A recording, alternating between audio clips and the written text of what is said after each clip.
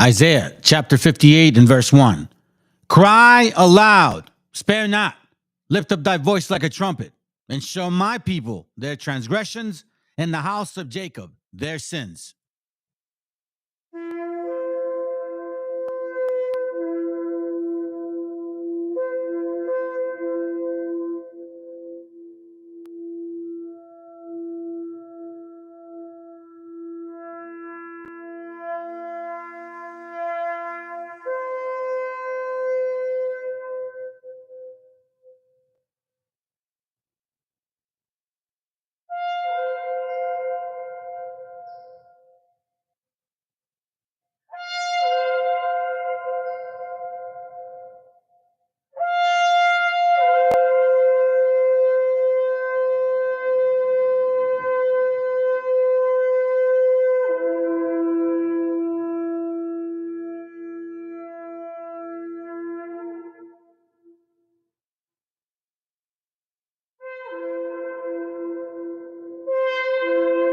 Copyright disclaimer.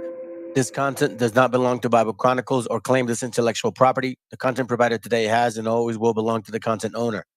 Bible Chronicles does not have any affiliation with the owner of this property. As mentioned, Bible Chronicles does not intend to make use of any material for the purpose of harvesting gain. However, Title 17 of United States copyright law states material and use can only be done when it's for theological or general educational purposes, and thus Bible Chronicles believes that this principal material falls under fair use, which honors protection under Section 107 of the same U.S. copyright law. Every man's heart one day beats its final beat. His lungs breathe their final breath. And if what that man did in his life makes the blood pulse through the body of others, it makes them bleed deeper in something than larger than life, then his essence, his spirit, will be immortalized. You think you know me? Entering the ring like a heavyweight champion, legendary king like my name is Fred Hampton. Vision of a sniper, Dainu in my fibers. I can see the truth, no Roddy Piper. Black brown messiah, one-on-one with the colonizer. Ropes on fire, tombstone power driver. Disciples assemble in Mayan symbols deciphered. Sacred prayers delivered, fulfill fate's desires. As the crowd gets louder, feels wild nostalgic. Lift 'em up, gorilla press, fearless as a falcon. Catch the BX live on BBC. That's when I hit 3DTs with DDTs. El Patron without Patron. For sovereignty, we work hustles and cross the border like take on a turnbuckle. Hit 'em with a spear, then a chair. Let 'em chair. Administer my finisher, the signature, and it's severe. Yeah. Check. You think you know me? Abysmal with a pistol, execute corporates in front of poverty. I mean, lyrically, I'm twisted, sea demon, heretic, embellishing the savagery repeatedly. Stab a chest cavity, I run with the spirits, they burn at the stake. Curse you until death. Like God's way, we build raw ambush, mercenary convoys. Fallujah, all forward, I'm on, boy. Fuck Judge Dredd, leave a judge dead. Break down gates of heaven, leave them all red. Yes, the rhythm, the rebel. B-boy, changing levels, shooting for a double. Like a barrel, leave them riddled, let the rodents fiddle. In your vicinity, public enemy smashing. Burn it all down, see what grows from the ashes. Native threat, KF. Hell y'all, they don't know what time it is. Yeah, get this shit. You think you know The me? first infinite earth resistance grew out the 818 with persistence. Grooves to the hate they throw with my mission. Born to flip what they did with theirs. I'm only mad cause I care. I'm only mad cause I know what's out there. And it ain't fair. They grab a mask and a spear. I'm unattached to the fear. Fuck I look like sipping on a colonizer beer. Thanksgiving, Christmas, New Year's. Talking about a virus. Y'all act like you got closed eyelids. And what I find is they don't know what the time is. I'm an ancestor, I am timeless. I look within and the answers I find them. I'm not lost, I know the cost. Robbery is on to me. I'm Undertaker, choke slam the boss. Leave you hung in the ring, I don't give a fuck. And that's what's up, to the day I'm done. Cause no one escaped death. Death's got these focus all around us. and the ancestors are with us. So Hawan, put your feathers on and let them know what's up. You think you know This me? is Danza Azteca ceremony on the campus by the marigold flowers is where we lead the dances. I'm at war with Anglo-Saxons and our weapons have landed. Pre-Hispanic savage and them Yankees in the ashes. It's revenge for the sanctions that they put on Venezuela. En el Tahuantín suyo, el cóndor vuela. Plumas tied to the blower from a scarlet ibis. My medicine bag carries dreams inside it. Flower making preparation for the day of the dead. The reputation of my nation's what I swore to defend. The promise of death is what the mask represents. The liquor isn't needed to put me at ease. You can't wear my mascara, it belongs to a king. Y'all was taught to love the US, I was raised a little different. I was taught to keep the fucking colonizers to a distance. Them gringo spies wanna know who sent us. You'll have to take my life before you take my feathers. Hawan, I'm out on bail. The sheriff's try to unmask me. Sister in arms, Frosty. Talk to him, hermana. You think you Ain't know got me? no papers for you to funnel me into your system. Assimilate my soul to psychological prison. Fuck your religion and all the blood on its hands. Your secret cemeteries where the spirits still dance. They offered money for our heads, put targets on our backs. So we lived in the shadows, whispering plans of attack. We withdraw, you react. A gabacho gets slapped. Step back, motherfucker, you don't know me like that. This is my form of decrement of broken social agreements. You baby bloodsucking leeches, pervert political leaders, sinning as hard as the preachers. Only God can judge how your heart full of hate, but your mouth speaking love. I don't need to go to heaven, see I'm calling all your bluff. Maybe we can stop pretending, see my people had enough. Yes, all one love, but you still gotta duck. Better watch the way you move before they get you with the Yeah, that's right. When the freedom fighters too. Navy Jones, you know what the fuck to do. You think you know me? Ooh, it's Mr. Diamond Moolah with the dirty ruga. Yo soy boricua, still a nigga with a sick medulla. My skin's a sin, the jinx be trying to genocide. A real nigga, and I say that with pride. This is it, boy. The new age revolution fighters get a grip, boy. Shooting in and out the gym, the clips don't miss, boy. I'm moving stealth like a real shooter. Might drop a bomb on a border wall abuser. Unify the people was Pride and Fred Hampton. Climbing up a ladder, took an axe to my stanchion. Didn't know that I would bounce back deadly fashion. Mask on, stash it, pistol blast and passion. They say you could be anything that you put your mind to, but mind you, since the boat had a mouth full of swine, dude, Jagganator coming through like Macho Man and UT. With the Booker T, you cross us wrong, you go 6 feet. Oh shit, oh shit, oh shit, is that that Rex? Okay, let's go. Yeah, Rex.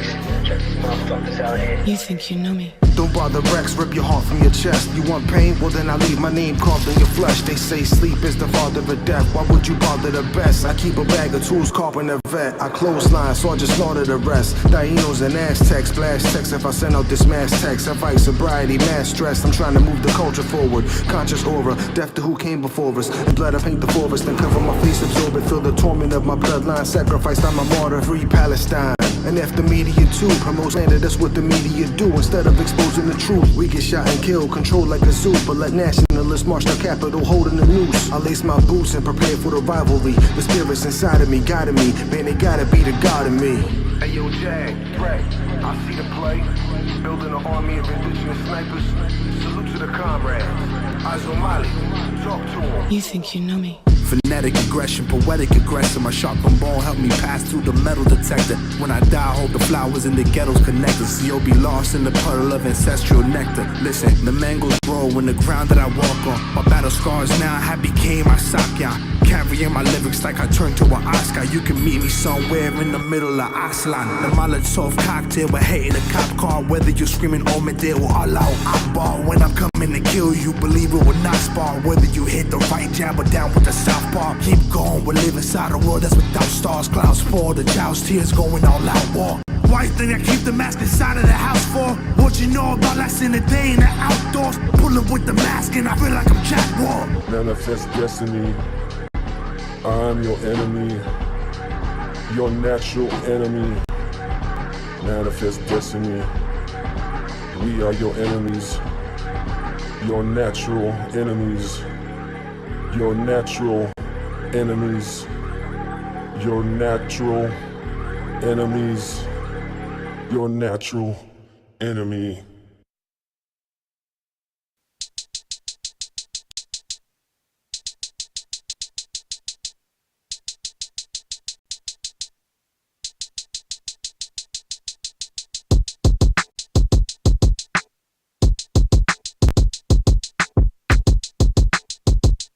Vodka!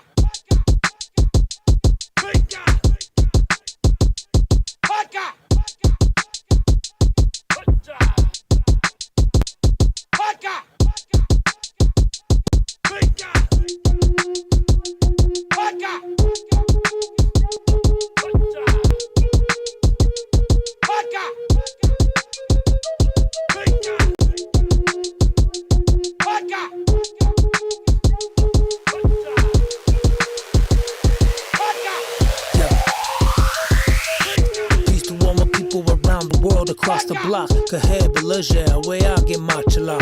Who reporting live from the universe? It's the First Nations MC. You could do the search. Who been through the worst? Surviving genocide, fighting for a better life. They try to set aside the true history and keep us mystical. They say they founded this country on biblical principles. It's so cynical, but I'm an analyst. It's murderous. They refer to us as merciless. India savages. Now that's written in the Declaration of Independence. That's no kidding. Hey, open up your heart and let love lead the way. Light your path with the words that I speak today. Let the lessons flow, arrive and bless your soul. Systematic racism alive, intentional. Know better, do better, it's the motto. It's the good medicine, the hard pill to swallow. Know better, do better, it's the motto. It's the good medicine, the hard pill to swallow. His daily life was filled with ceremony, and every act had some significance. The Indians believed in the spiritual, the mysterious.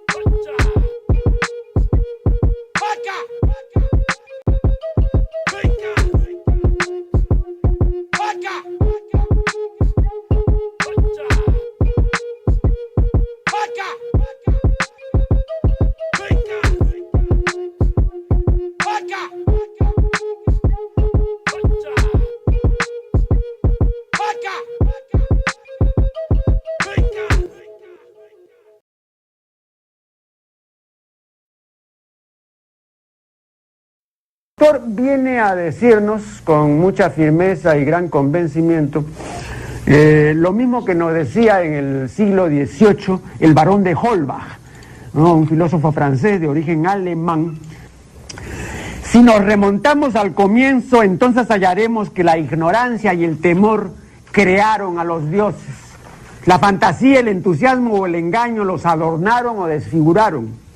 La debilidad les rinde culto, la credulidad los conserva, la costumbre los respeta y la tiranía los apoya para que la ceguera de los hombres sirva a sus propios intereses.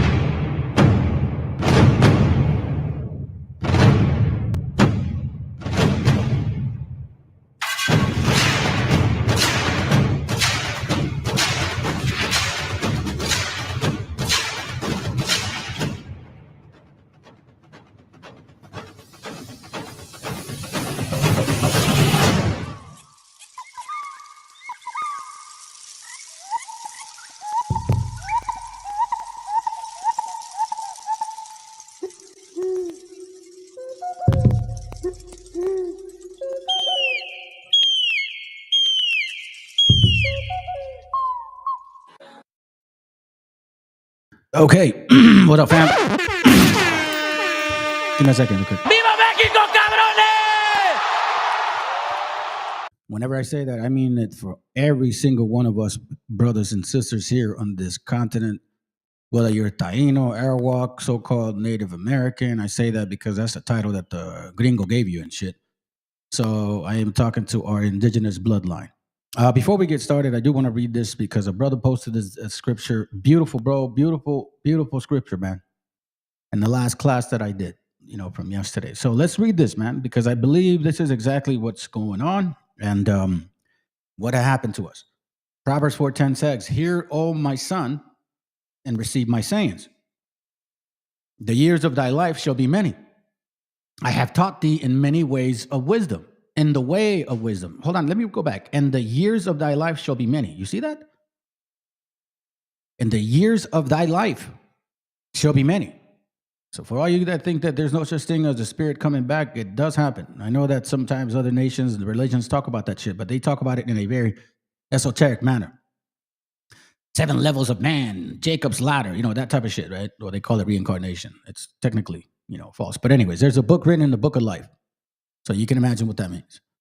It says, I have taught thee in the way of wisdom, and I have led thee in the right path. We talked about the path constantly here. The path. You need to have a clear path ahead of you and a clear path behind you. Those are the 2 important things. When thou goeth, thy steps shall not be straightened. And when thou runneth, thou shalt not stumble. Take fast hold of instructions. Let her not go, meaning wisdom. Keep her, for she is thy life, wisdom. That's why it talks about in an effeminate way, okay? Because obviously, speaking for men, predominantly, they're technically the prophets. When you entreat a woman and you love her, then you tend to treat her and keep that close to you. Enter not into the path of the wicked. You see that? Enter not into the path of the wicked. Twice it mentions it. So the path that you have ahead of you needs to be ready, and you can't get a good path ahead of you if you haven't cleared the path behind you. Go not in the way of evil men. So these 12 tribe believers, all of you dummies that fell for that shit, hey, listen, man, repent and dust yourself off and get the hell back up again. What do you got to lose? All of a sudden now you supposedly, you don't got the spirit out for real? Oh, that's gonna hurt! That's a lie from these people. Those are fear tactics. Avoid it. Pass not by it. Turn from it and pass away. So avoid it, pass not by it, turn from it and pass away. So in case you didn't avoid it and you do turn from it, then you got to pass that away. For they sleep not, except they have done mischief, and their steps is taken away unless they cause some to fall.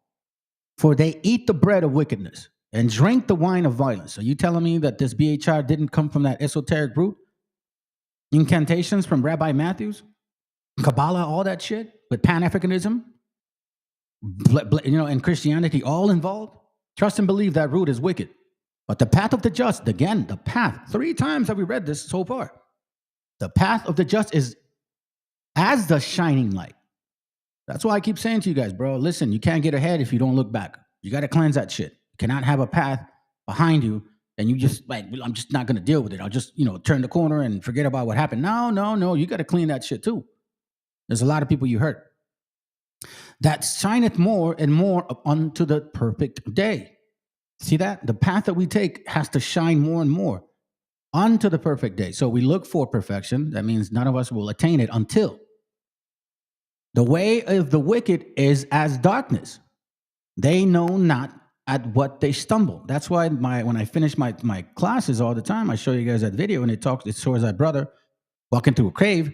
And it's like, he says to him, avoid the darkness. Follow the light. Listen, feel our pain.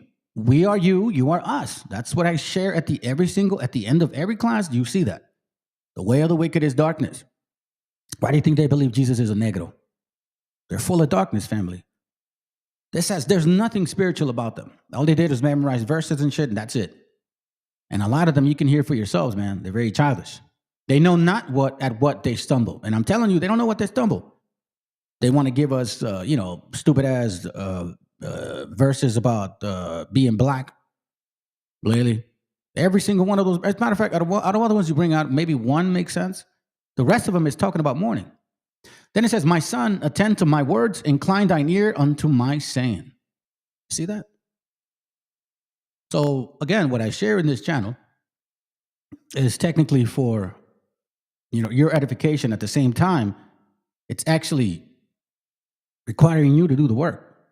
I showed you guys this video yesterday. Let's analyze it again, because again, these are the nations and they understand what's going on with them. They're getting destroyed. The end is near for them. This is probably the most beautiful and tumultuous times. Oh, by the way, man, how you doing, brother? Good to have you here. What up, Yasharala? Sorry, man, I forgot about that. And for all you enemies that are watching from afar, it's all good, man. Stick around. You may learn something. Let's go. I'm going to show you guys some videos real quick. And then I'll get into the actual class. We're going to talk about what occurred in 1848. Okay, I'm going to go deep into it. Some recorded videos as well. Again, it's just about we're rehearsing the righteous acts, knowing who you are, coming back to the fold, showing love to your people. Stop hating each other, bro. That whole cholo dumb shit, man. And matter of fact, all these homeboys and shit, they used to gangbang, right? Where you guys at now, bro? I don't see you motherfuckers gangbanging anymore, do you? What's up, Bloods, Crips, Cholos? What's up, Southern, Northern King? What up, bro? You guys are Billy Badasses. I don't see you guys out there anymore. Oh, that's right. You just created a gang to protect the gang. Let me remind you guys, for you idiots that actually did the video like that, right? That, supposedly Cholos ain't going out there and supporting their gente because, that's not what they're for. Hold on a second. Let me just say this to anybody that believes that. Fuck that puto. Fuck that puto. Gangs were put together for the purpose of protecting your community, dumbass. You damn dumbass. Gangs, cholos, came from the Zoot Suits, and they began as a gang to protect the community initially, you fucking dumbass. It had nothing to do with gang shit. But now that I hear you guys talk like that, it's very obvious. A lot of you guys are not our gente. A lot of you guys have a mixture of other nations, and you see it in your spirit. So for me, I can't wait for the day that you get destroyed like a stupid ass. Join this group. Let's go. To stop exporting or stop importing North America grains, Germany was the first to outlaw the importation of grains and other legumes from North America because they realized that their diseases were going up every time they imported our food. And so they banned that, and we're only getting their food from Ukraine. I think that wouldn't be too surprising if the Ukraine war was started in part to try to disrupt the economic advantage there. Yeah. BlackRock and other U.S. companies have gone in to buy up all the farmland of Ukraine now and are implementing chemical agriculture. And so there's a pattern that we can see around when the lion is no longer a king and the lion is just killing things for the fear that they're going to run out. So we have an economy and an empire that's failing in the United States. That makes us very dangerous. And we've been increasingly dangerous over the last 60 years as we've come to terms with the fact that we probably are destroying ourselves. And so that rabid animal stuck in the corner that has no way out is going to be more and more dangerous. And that's where the rabid animal in the cage right now. And that's why our politics look like they do. Is the last thing we have to do is lash out with tariffs and put militaries on the borders and do all this stuff. Like that's not, none of those signs are healthy. Like that is the sign of an ailing and dying society. And we've seen it with every empire that's died has done the same things. The British Empire and the rest, and all the way back to the Persian Empire. And so we've done it over and over and over again. And the most dangerous point of any empire is it's in its death cycle. And so we've become extremely dangerous as an international presence, as a military body, as a secret service and everything else. And it's just human behavior playing itself out. It's not because the CIA is evil and all this, and that's the danger of politicians coming along and saying, well, CIA is your problem and FDA is your problem. I'm going to sue all of them and I'll make it right. I'm your white knight. And no, that's just a perpetuation of the same mentality of the problems outside of ourselves. We've got to start sovereignty again, and we will. There's going to be a small study that will survive this collapse of empire, and we will have too low of a metabolic state as a planet to generate the next empire. And so that's interesting. Humans getting to this point can't generate the next empire because we've so intertangled our economies around abstract value systems, all of which are extracting in the life force out of the planet. Right. And therefore they are all on an extinction path. And so it will be interesting because we are going to get to this like last gasp of humanity where it's like nobody's got the energy to go kill people. Esau. Listen, Esau. And the sons and daughters of Esau. Your days are numbered.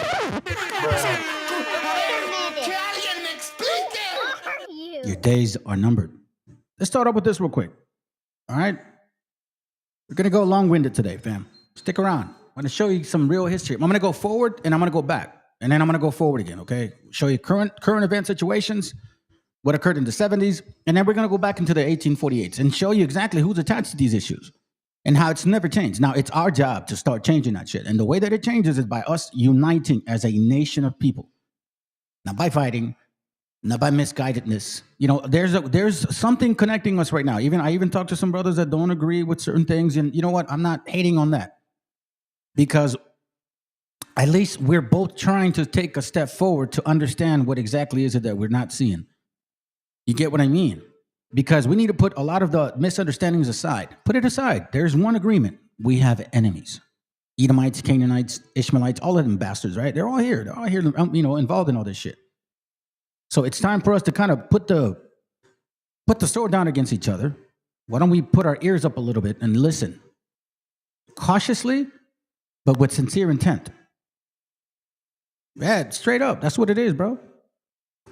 Red and blue, Crips and Bloods, Northern, Southern. It's stupid. Y'all are dumb. You're falling for the shit. Where are you guys at right now? I don't see you guys gangbanging. I better no que muy cabrones, where the drive-bys at, bro? Where's all the bullshit that you guys did to our people when they were living in the hood? Y'all are Billy badasses now. All of a sudden, you just, I don't even hear you guys going out there, bro. Y'all are scared, huh? You don't got that many huevos, homies. Those are the facts. Let's go. En primer lugar, hubo muchísimo fraude, muchísimo. Viviendas que se vendieron 5 veces. Son las 3 Ds: despojo, desalojo y desplazamiento. Nosotros fuimos desplazados de manera forzada. Y además, 1 millón de viviendas que vamos a regularizar. Ese es el objetivo. Understand what that means? The president over there right now, and again, brother and I, we talked about it, but we don't know just yet. You know what I mean? Maybe the Most High's putting the spirit on her. Maybe that she's like, listen, I want mercy. Maybe that's what it is. I don't know. A lot of these KZRs know exactly who we are. So she's saying, I'm going to analyze the 1 million properties that have been bought by white people. So all you white folks that you guys thought you can go to Mexico and shit and bring your oppressive attitude mentality like it's the old way. Nah, no more, putos, no more. And I'm going to say this to you guys, by the way. A lot of us who are like who we are, like, for example, people like me, we're going back. We are going back. Not by force, by choice. And now you're going to have to contend with this spirit that's coming back now, with this memory of what you guys been doing to our gente, here and down there. This is just the beginning of your downfall, Esau. Sons and daughters, listen to me. Your days are numbered. Let's continue. Un movimiento audaz, México ha aprobado una reforma constitucional que prohíbe la venta de terrenos extranjeros, frenando la invasión de Airbnbs en zonas estratégicas. Cuando ya los vecinos empezamos a sentir que nuestra prevalecencia en el territorio estaba en riesgo. Un día llegaron, nos dijeron se tienen que ir. Mis vecinos y yo, en total fuimos 8 inquilinos desplazados, más 6 locales comerciales en la planta baja. Todos fuimos desplazados. La ley Airbnb, impulsada por Claudia Sheinbaum, busca combatir la gentrificación y el encarecimiento de las viviendas, que se han exacerbado por la compra masiva de propiedades a manos de extranjeros. El crecimiento de Airbnb está desplazando a muchos capitalinos que viven en las zonas céntricas de la Ciudad de México. Entonces acababan desalojándote de tu vida. The Bible talks about this thing, this desolation of people. I know that it's very difficult for you guys to understand and embrace the fact that supposedly you're not in this Bible, but you guys are in this Bible. Obadiah 1:6 says, How are the things of Esau searched out? How are his hidden things sought up? Because right now we're at the time where we're exposing everything and things are coming out to fruition the way it's meant to be. All the men of that confederacy have brought thee even to the border. All the men of that confederacy have brought thee even to the border. The men that were at peace with thee have deceived thee and prevailed against thee. They that eat thy bread have laid a wound under thee. There is none understanding in him. Then it says, Shall not I in the day, say the Lord, even destroy the wise so-called men of Edom? Like, all of these leaders that you see right now, like that big, beautiful bill. I think they even passed it, family. That tells me right then and there that these rich people know what's coming. And they're trying to run with their money as fast as they can. But guess what? The Most High will search your ass out. You can go ahead and bury yourself 100 feet down into the hole right there in Colorado where they're doing that city and shit. You're still going to get destroyed. And understanding out of the mount of Esau, let me read it again. Shall I not in the day, say the Lord, even destroy the wise men out of Edom? And the end understanding out of the mount of Esau? Esau, your days are numbered. This is you. This is you. Verse 2, Behold, I have made thee small among the heathen. You guys are the least of the people in the world. Thou art greatly despised. Now everybody is hating you. Everyone. The pride of thy heart has deceived thee. You see your pride? You really thought that you came over here in 1492, it was just white people and shit, no help for no blacks or browns, nothing. That it was just you. That you came here and you conquered and you created a new nationality or race and you educated everybody. You're so civilized. If you fuckers were so civilized, why didn't you make your country over there in 1492 a lot better? No. Not at all. The pride of thy heart hath deceived thee, thou that dwelleth in the cliffs of the rock. You know, the Caucasus Mountains or the big high buildings and shit, because almost every Caucasoid town is full of high buildings whose habitation is high because you pride yourself thinking you are the top. That said in his heart, who shall bring me down to the ground? Though thou exalt thyself as the eagle, like Deuteronomy 28:49, and though thou set thy nest among the stars, hence will I bring thee down, saith the Lord. This is the beginning. Vivienda, lo que pagaste nunca se te recuperaba y ya ni siquiera tenías vivienda. Un asunto completamente abusivo. Y es que los estadounidenses ya copan el 30% de la demanda de propiedades en el país, comprando más de 100 casas al día. Es más, el 70% de las viviendas en preventa son compradas por inversionistas estadounidenses, pero no para vivir, sino para alquilarlas o usarlas como Airbnb, desplazando a los residentes locales. Bueno, las rentas pues se han ido a los cielos, ¿no? Entonces sí, y se les da preferencia también, como que creo yo, a los extranjeros. México siempre ha sido así. Los estadounidenses señalan que el costo de un apartamento en México es hasta 5 veces menor que en su país, y que casi no les piden requisitos, incluso en zonas turísticas. Un informe de la Secretaría de Hacienda reveló que los principales compradores son inmobiliarias extranjeras, que han quebrado en Estados Unidos o se encuentran endeudadas, por lo que buscan recuperarse invirtiendo en el mercado mexicano. Y en primer lugar hubo muchísimo fraude, muchísimo. Viviendas que se vendieron 5 veces, la cantidad de dinero que se gastó en despachos para recuperar esas viviendas que no fueron recuperadas es de miles de millones de pesos. Las inmobiliarias compran las viviendas a precios relativamente bajos para ellas, para luego alquilarlas como Airbnb o revenderlas a montos exorbitantes, dejando a los mexicanos sin acceso a viviendas de bajo coste. Este poder adquisitivo, al cobrar en dólares y al pagar en pesos, pues les mejora la vida. Precisamente, la reforma de la presidenta Claudia Sheinbaum impide la compra de terrenos por parte de inmobiliarias extranjeras. Además, prohíbe la venta de terrenos a ciudadanos estadounidenses en zonas costeras, fronterizas o de alta demanda, donde la gentrificación ha disparado los precios hasta en un 300%. Obviously, a lot of advantages. If you can earn in dollars and spend in pesos, you essentially triple your income. And that's very attractive to a lot of people who have the luxury of being able. As I said, a lot of us are going back home. You guys are in for a rude fucking awakening, bro. Oh, shit, man. I'll even sign up for Mexican Border Patrol, bro. Straight up. And fucking deport the shit out of you people. Make you feel like us. Matter of fact, I'm going to suggest when I go back, we should build a Alcatraz Mexicano specifically for Gringolandians.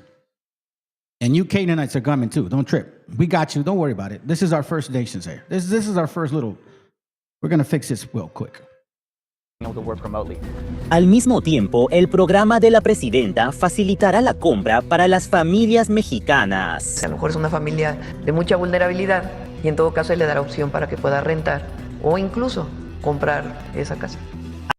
O si tú eres mexicano nacional o nacional mexicano, simplemente te van a ayudar para comprar una propiedad. Y si tienes muchos años viviendo aquí, el Estado de México o el país mexicano está sugiriendo un apoyo para que la transición no sea tan difícil. ¿Sí me entienden? Estamos hablando de una vuelta completamente nueva. Quizás no sea perfecta, pero hemos batallado con esos cabrones por tantos años. ¿Qué tan difícil va a ser ahora? Mi familia se vino de México simplemente porque privatizaron básicamente todos los negocios. Mi papá trabajaba para el gobierno. Tenía un buen trabajo, buena posición. Y se la robaron, güey. Vendieron ese negocio, lo privatizaron y mi papá, pues, ¿qué pudo hacer con 10 hijos, güey? Tuvo que buscar un modo y nos venimos para acá. Pero mis hermanos que estudiaron allá, ellos tienen título. They have degrees. I have my 2 brothers, my sister. The ones that stayed behind a little bit, 3 of them actually have degrees. Like a lot of us could have had degrees. The way that my family was, more likely I would have probably been in some type of field. But guess what happens to our gente? They robbed. And I'm going to show you a video of where it started. This has been going on since 60, 70 years already, family. This is why it's so important to really know who you are. For the first time in the last 70 years, we're actually allowed to read and write. Believe it or not, that's true. Let's go. Asimismo, la ley Airbnb exige que los compradores extranjeros demuestren residencia permanente en el país por 5 años. Pero las viviendas ubicadas en lugares turísticos como plazas, monumentos o playas no podrán alquilarse como Airbnb. Adicionalmente, los inmuebles registrados en Airbnb no podrán rentarse más del 50% de los días del año, para darle tranquilidad y un respiro al vecindario. La mayoría de la gente que viene ahorita se está estableciendo aquí, sobre todo bueno, los extranjeros, ¿no? Que pagan cantidades pues estratosféricas prácticamente, ¿no? Y la gente que pues es oriunda de aquí pues ha sido desplazada por los precios, ¿no? Que las inmobiliarias empiezan a ejercer sobre los departamentos. El incumplimiento de la ley Airbnb tendrá como castigo multas de hasta $50,000, además de la confiscación de la propiedad. Y es que el pueblo mexicano exige que se le ponga un alto a la ocupación de sus lugares turísticos a manos de extranjeros. En ciudades como Cancún y Tulum, casi el 50% de las propiedades han terminado siendo rentadas como Airbnb. Hacen como si esto fuera su ciudad, donde viven, como si esta fuera su casa. Please leave our private event. There is extra space over here. Unos gringos corriéndonos de nuestro propio lugar. Los locales denuncian que los estadounidenses están... I cannot wait, man. I cannot fucking wait, bro. Honestly, let's go. apoderando del territorio mexicano y que usaron la misma estrategia para la ocupación de Texas. Yo salí pagando 8,000 pesos de aquí. Hoy la renta mínima de este lugar son 25,000. Which, by the way, if anybody here that's listening, you guys are good at, dealing with people over the phone. You guys are good at doing presentations. You're not afraid to show your face on camera. I got a perfect position for you where you can actually live wherever you want, specifically down there, and still, function as a actual business here. You let me know. Shoot me an email. 35,000 pesos. Llegó una notificación de que el edificio se iba a poner en venta. Son las 3 Ds: despojo, desalojo y desplazamiento. Nosotros fuimos desplazados de manera forzada.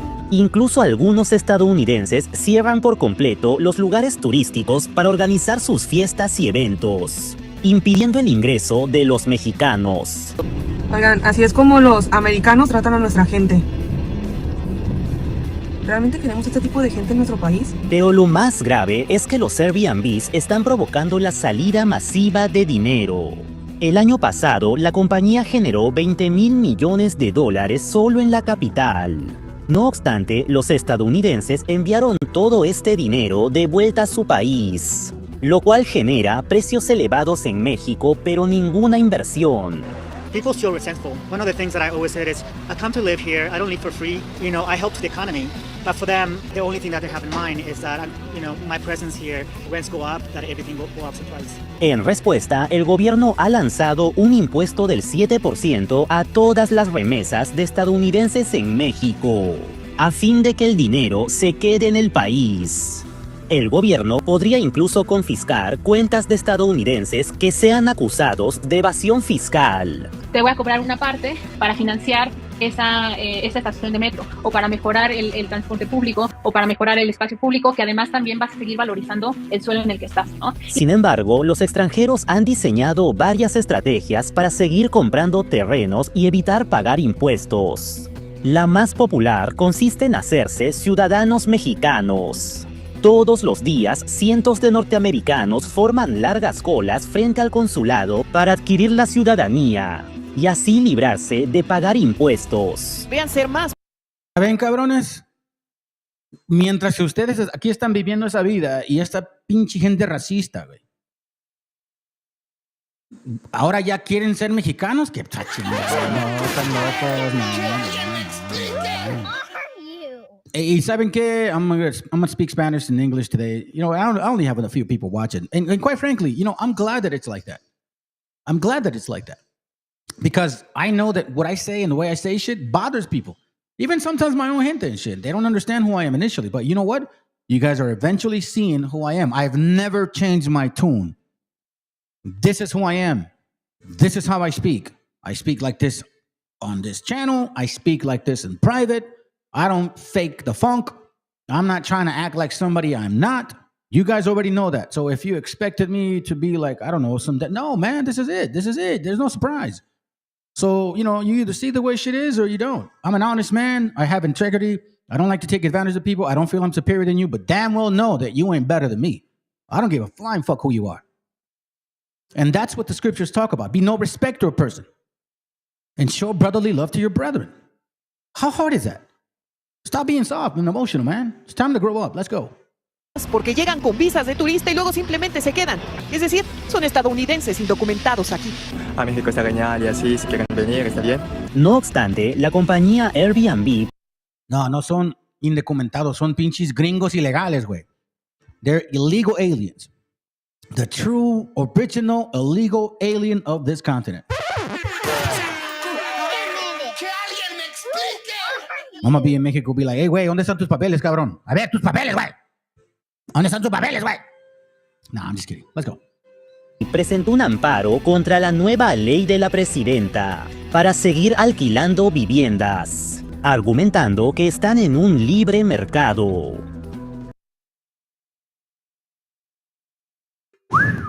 That's one. Let's go to the next one. This is interesting, family. It's happening as we speak. Now, I'm going to skip some of this stuff. This guy does some of these videos, so I appreciate it. But I'm going to let him talk, and then I'm going to skip some things. All right, listen to this. Listen. Remember last time I was here at the Guadalajara International Airport, and I told you that one of my many enjoyments was watching MAGAs have to wait in that long-ass line to return to the U.S., and when they get to the front counter, they're told that their immigration paperwork isn't in check, and then they're sent way down there to the immigration office to get that paperwork in check, and by this time, their blood pressure is through the roof. Now, they're not concerned about the tax that they have to repay that they already paid, which is typically about $40, but they're more concerned about the crunch time, because if they don't have this paperwork in check, they're not boarding. Like always, since my flight is delayed 2 hours from Guadalajara, Jalisco to Las Vegas, Nevada, I thought I'd stand around and just fish, waiting for a MAGA to be sent down to the immigration office, so you can see firsthand how upset they get when their white privilege here in Mexico is revoked. When it happens to Mexicanos who are traveling back to the U.S., it kind of sucks because they get caught up in the system. But when it happens to those peeps right there, it's kind of like an eye for an eye.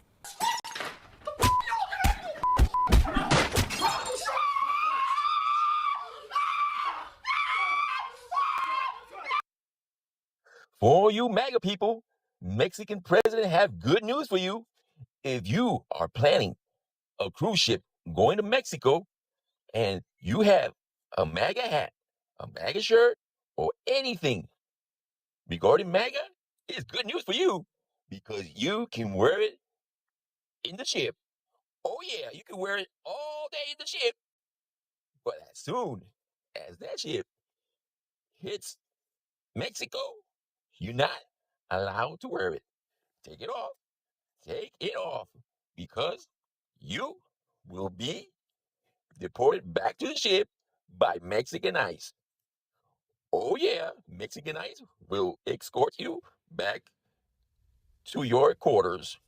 Hey, listen, you got to be very bold to go over to Mexico wearing a MAGA hat. Like, I that's a whole different level of like confidence. Would you call it confidence or just like just I don't know, like delusion or what's the word? Like, let me know what's the word I'm trying to say. That's just crazy for you to be able to just travel like that. I don't know who, like, why are people so?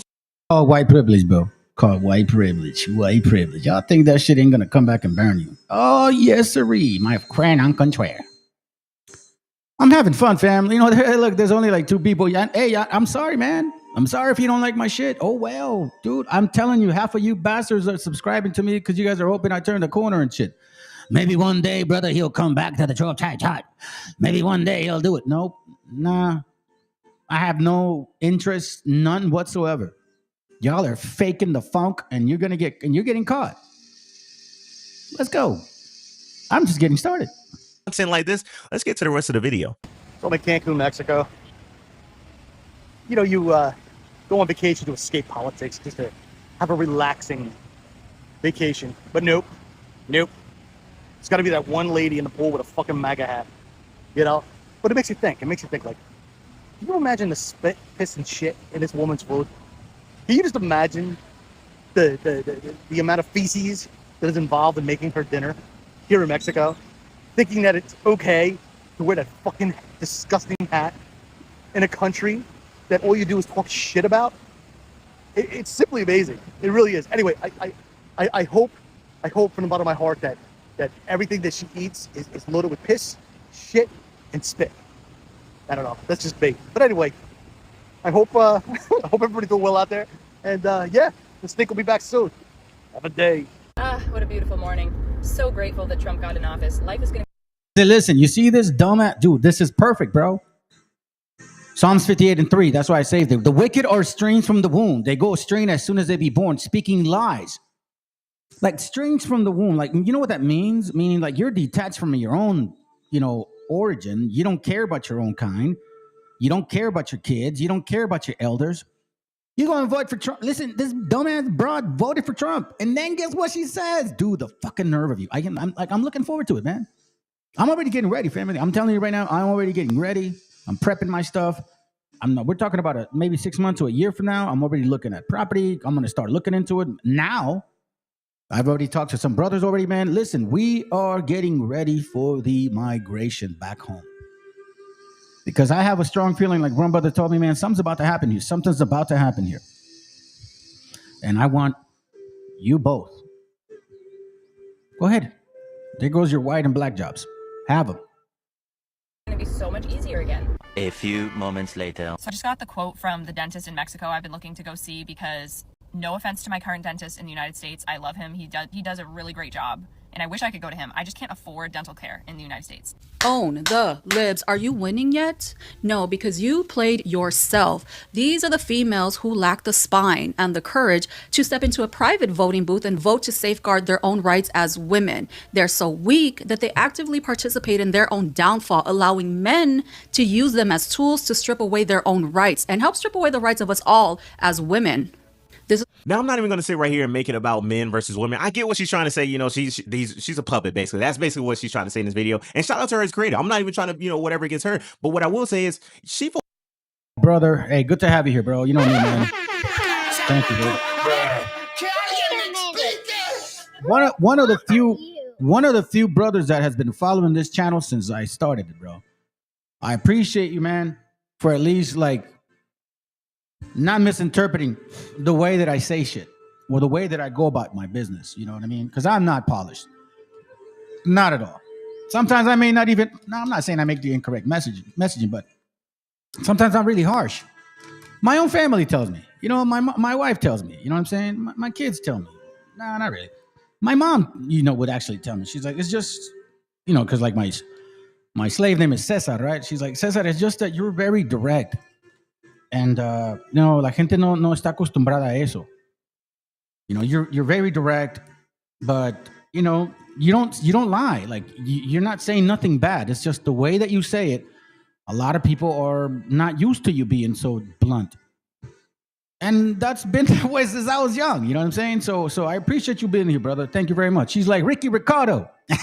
Ricky Ricardo, that dumbass. Hey, listen, I posted some shit on him. I was like, bro, bring me on your table. Put me on your platform. I'd love to debate you over the dumb shit that you say. I'm still waiting. Listen, family. I know you guys, you strangers, heathens want to come here and say, how come you don't debate these people? Hey, bro, listen, I've called them out. They don't want none of this fire. At all. No BHI, no FBA, no WABOs, no Christmas Christians, none of that shit. No white nationalists. You'll get slaughtered. But anyhow, thank you, bro, for sticking around. Let's go. Voted for Trump on the basis of him making the economy better. He's a businessman, right? He's supposed to make the entire country more affordable. He had all these promises. She voted based on that. And I don't know what she does as a job. And I'm not talking about specifically her. I'm talking about her. I don't know what she does for work. I don't know if she works in some kind of fast food or whatever. I don't know her life. But if she does, then hey, no taxes on tip might actually truly benefit her.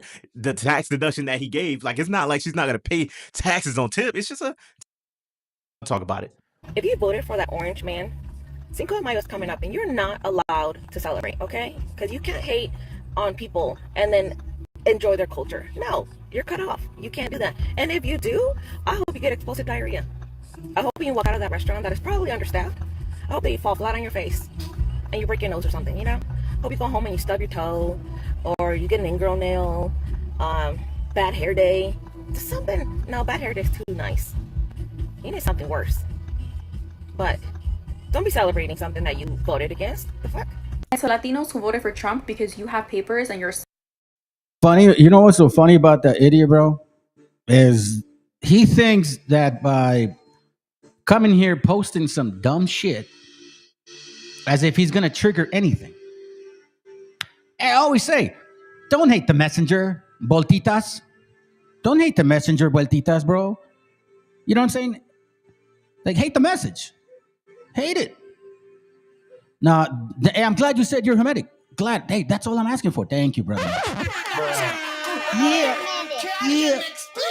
Told you, fam. He's a Hamite. Just leave it there. Just leave it there, bro. Leave him alone, bro. Leave him alone. Remember what the scriptures talk about. Let dogs be with the dogs. safe and you're okay and you're good, let's not forget that the only reason that you have those papers is because at some point, someone in your bloodline came to this country illegally and got them. And that's a good point. Most people don't even understand what it takes to become a legal citizen within the country, especially the United States, like let alone every other country around the world. Let's just talk about the United States alone. Most people don't even understand the process. They just throw talking points about just come here legally, whatever the case is. When actuality, most people just want to come here and build a stable life within their family. That's it. That's what most people want. That's all he wanted to say. So let me go ahead and do that here real quick. Now, listen, this is interesting.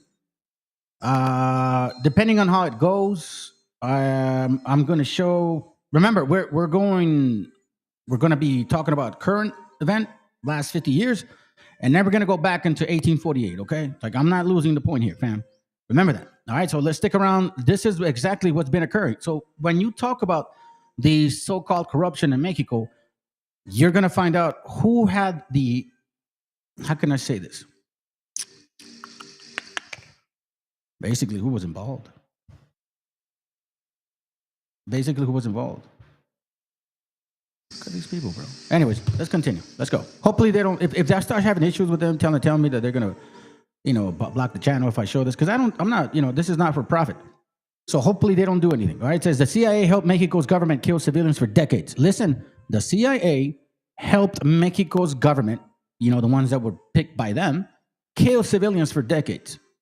And most of these so-called presidents or governors or people in government were not indigenous. We already know they were Latinos. They were called gachupines. You know what I'm saying? Ladinos, not Latinos, not indigenous.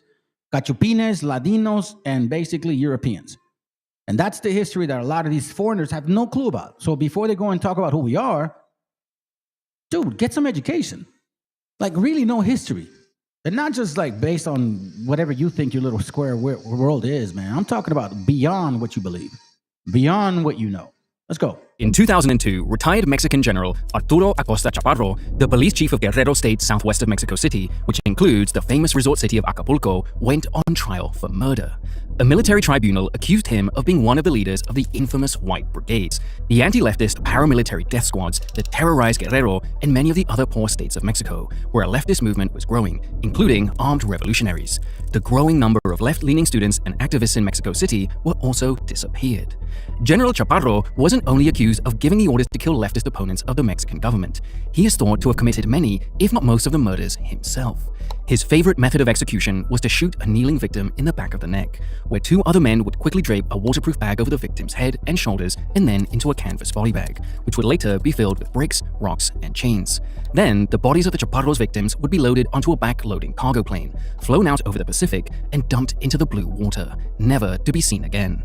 Pilots and other witnesses testified that they believed that a number of the victims sent into the water were not dead. Many of these flights took off just a couple of miles from Acapulco's famous resorts and celebrity beach homes. Chaparro was acquitted of all charges, but it was evident to all that he was guilty. By the way, it wasn't just CIA, it was Mossad as well. CIA and Mossad were involved in all of this, okay? That's a fact. That is a fact. I have videos, recordings of like actual reporting of people going through this whole step by step. So I may show it after the following 1848 session. Let's go. Another example of the Mexican army and police protecting their own. Welcome to Mexico's dirty war and its infamous White Brigades. Back then, the government tracked you with paper files. Today, it's faceless corporations and scammers doing the surveillance digitally. I recently discovered this firsthand when I Googled my own name and email. My personal details were being sold by companies I'd never heard of. If you've ever wondered how scammers get your phone number or why your inbox floods with spam, it's because data brokers sell your information without consent, making billions by selling it to marketers, scammers, and even stalkers. Legally, they have to remove your information if you ask, but they make it very hard to do. That's why I've started using Aura, today's sponsor. It automatically removes your personal info from those. 1929 to 2000, Mexico was ruled and dominated by one wasn't pretty. From 1929 to 2000, Mexico was ruled and dominated by one political party, the Institutional Revolutionary Party, Partido Revolucionario Institucional, better known by its initials PRI, though the party began under another name. For a short time, the PRI rode a crest of popularity as it promised greater opportunities and the containment of foreign influence in the country, that foreign influence being the business interests of the United States. Among other things, the PRI nationalized Mexican oil production. Today, the Mexican state oil company Pemex is one of the largest in the world. Many of these moves were popular, but for most of the people of Mexico, these changes meant very little. Life continued as it always had, especially in the countryside and inner cities. It was a grind. By the time the PRI had been in power for 25 years, all semblance of Mexico being any real democracy was gone. The party had indeed become institutional, and the only other political parties allowed were small regional parties whose platform was identical to that of the PRI. Over the years, the party and the government of Mexico became inseparable. Moreover, PRI politicians and their friends in business quickly became corrupt. If you wanted something done in Mexico, you needed to pay someone off, and for many years. Odds are you were paying off someone in the PRI and the police.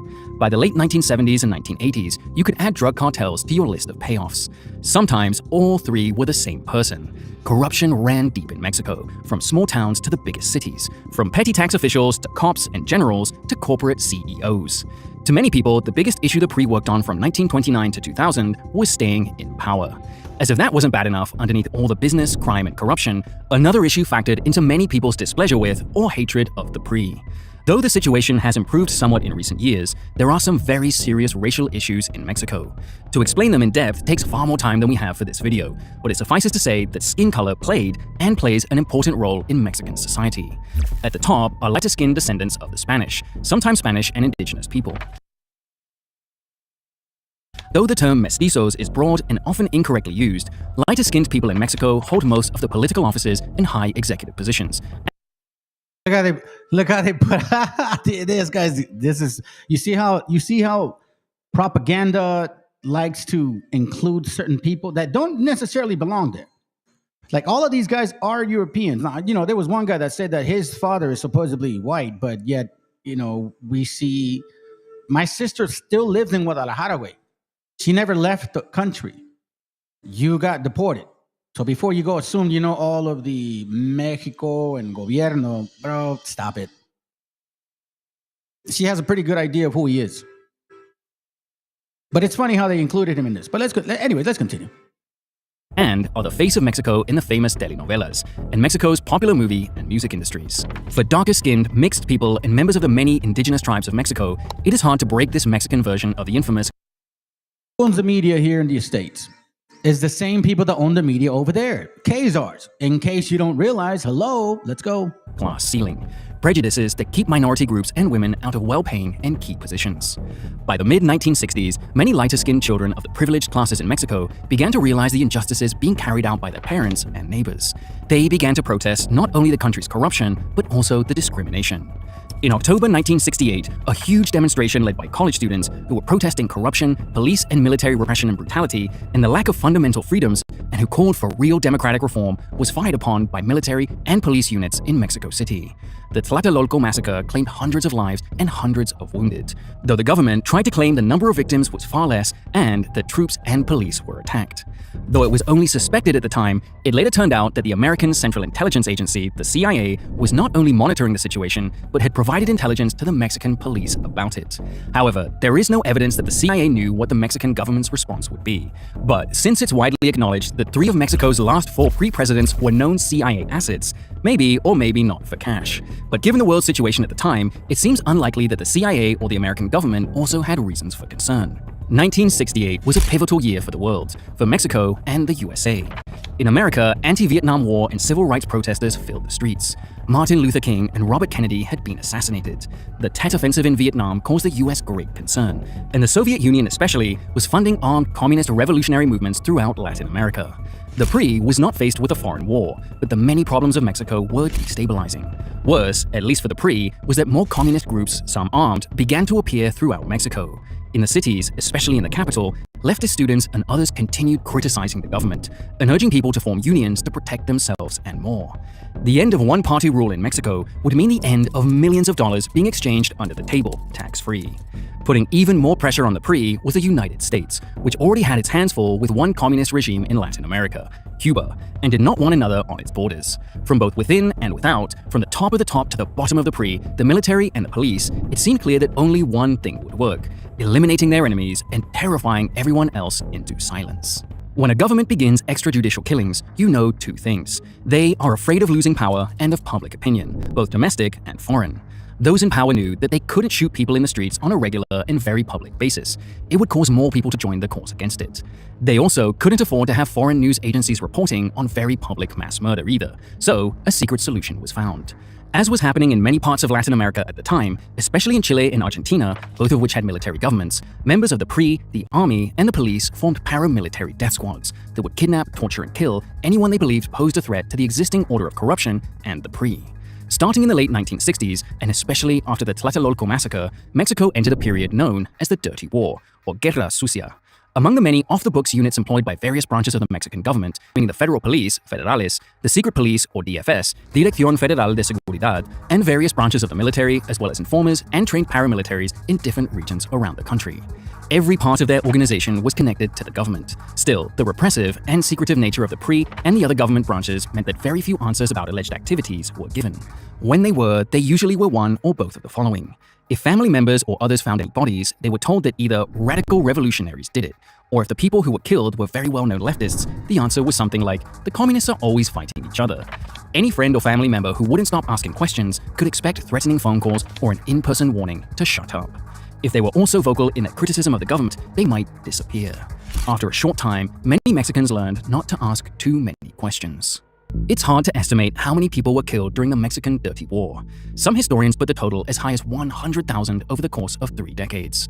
In the Guerrero region, where General Chaporro commanded his reign of terror, about 1,000 deaths have been attributed to the White Brigade, which got its name from the traditional color of royalist or conservative forces, especially during the Communist Revolution in the Soviet Union. To the forces of the White Brigades, many of whom were true believers, white was the color of purity, religion, and the traditional order in Mexico. Their opponents, the Reds, wanted to import foreign ideologies and take away the centuries-old privileges of the Mexican ruling and upper classes. In Mexico City and other larger cities in the country, leftists were mainly represented by college students, a number of their professors, and much of the intelligentsia of the country, writers, poets, filmmakers, etc. The students and others mostly demonstrated, which was a very dangerous activity in Mexico, created underground newsletters, had secret meetings to discuss ways to advance their cause, and more. Some of the students were indeed communists, and some of their professors were as well. A small minority expressed support for radical communist ideology. Still, most students and a growing number of urban workers weren't communists. They were advocating for a government that was responsive to the needs of the people, which in large part, the PRI was not. They also advocated for equal rights for women and indigenous people. But other than giving lip service to the idea of racial equality, the PRI did virtually nothing to improve the lives of indigenous people in the country. The government, police, and military believed that the biggest threat to the existing order was the masses of left-leaning students in the cities, especially in the capital. Before the Tlatelolco killings, the White Brigade and other right-wing paramilitaries had gathered intelligence and infiltrated a number of student movements in the cities, keeping an especially close eye on the most vocal or those with obvious leadership qualities.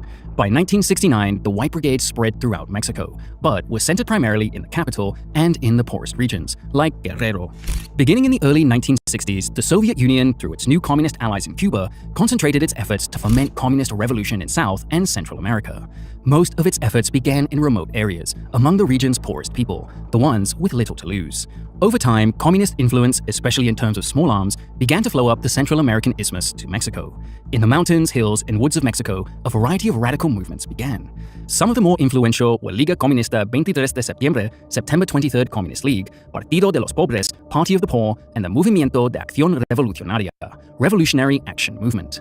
You might ask, with the repression of the PRI, the military, and the police, why didn't more people join movements against them?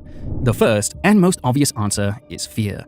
And while the White Brigades and other paramilitary and secret forces did kill and disappear thousands of people, in 1970, Mexico had a population of nearly 50 million people. Fear of what might happen to them kept many people in line. Of course, many others went along with their heads down, and many, even in the lower economic classes, supported the government, because law and order in some parts of the country had started to break down. In the poorer areas, where even the amount of Soviet or Cuban aid was low, revolutionary groups began to rob banks and businesses, and sabotage things like oil wells and gas stations. In more remote areas, they threatened peasants who would not support them. Unfortunately, the people least able to stand up for themselves were caught between a growing and increasingly militant revolutionary movement and the White Brigades. People believed to be helping one side or the other were in a tight spot, and in many instances were rounded up, tortured, and killed, mostly by the White Brigades. It was not just the disappearances that terrorized Mexico. At times, people brought in for interrogation were tortured and occasionally released. The thugs of the brigades knew that one person telling the story of torture would soon spread fear throughout the population. Electric shocks were a favorite of the White Brigades. Family, if you think about it, what system, what alphabet organization does this? Where did these people learn how to do this? Now, we know that these CIA, specifically CIA and Mossad, based on what the documents show, that they were working together in Mexico, sorry. Like, this is not just CIA shit. This is Mossad. They've been all involved. All those planes that they used to dispose of people, it came from their planes, their weapons, their system.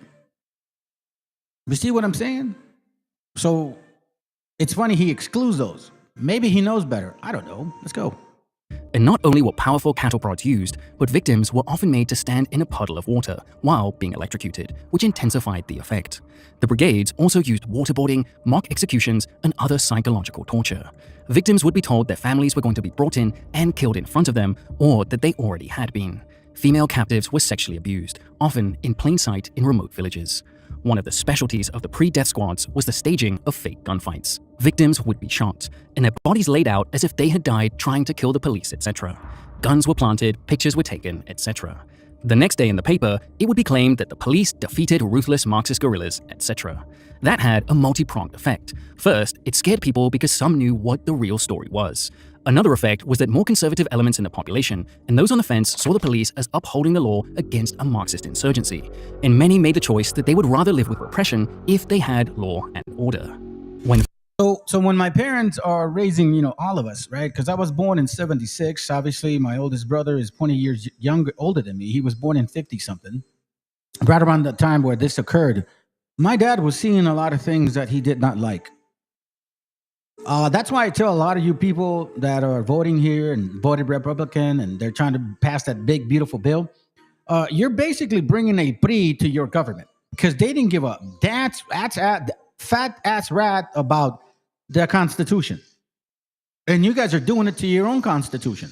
And I find it so awkward that you guys are willing to question your judicial system and then expect other nations to respect your judicial system. You're spitting on your own constitution or judicial system. So us that been familiar with this, we know I'm seeing it like, bro, this is turning into a freeway. They're privatizing everything. That's the whole point by that bill that they're passing. They're going to deplete you guys so badly that they're going to have to say we got to go private so these big owners can feed back the people, and then you're going to lose everything. Victims were not thrown out of planes to be disposed of, they were usually burnt or mutilated beyond recognition, at least at the time before the advent of DNA science. Even today, human remains are occasionally found, and thankfully, some closure is given to the families. Beginning in the late 70s, the White Brigades and the PRI had new allies in many parts of the country. Drug gangs were nothing new in Mexico, but in the 1970s, massive amounts of cocaine began to flow through Mexico from South America, on its way to the USA. Though there were always arrests and raids for show, or if a gang had grown too bold or powerful, many members of the police and military used the gangs to help keep order. The gangs, today called cartels because of their massive size and influence, were the enemies of the communist movements in the country, for one simple reason. The communists saw the drug gangs almost as another branch of a system that exploited the poor for the benefit of the rich. Many drug gangs moved into an area and began to process cocaine, and plant Mexico's plentiful marijuana crop.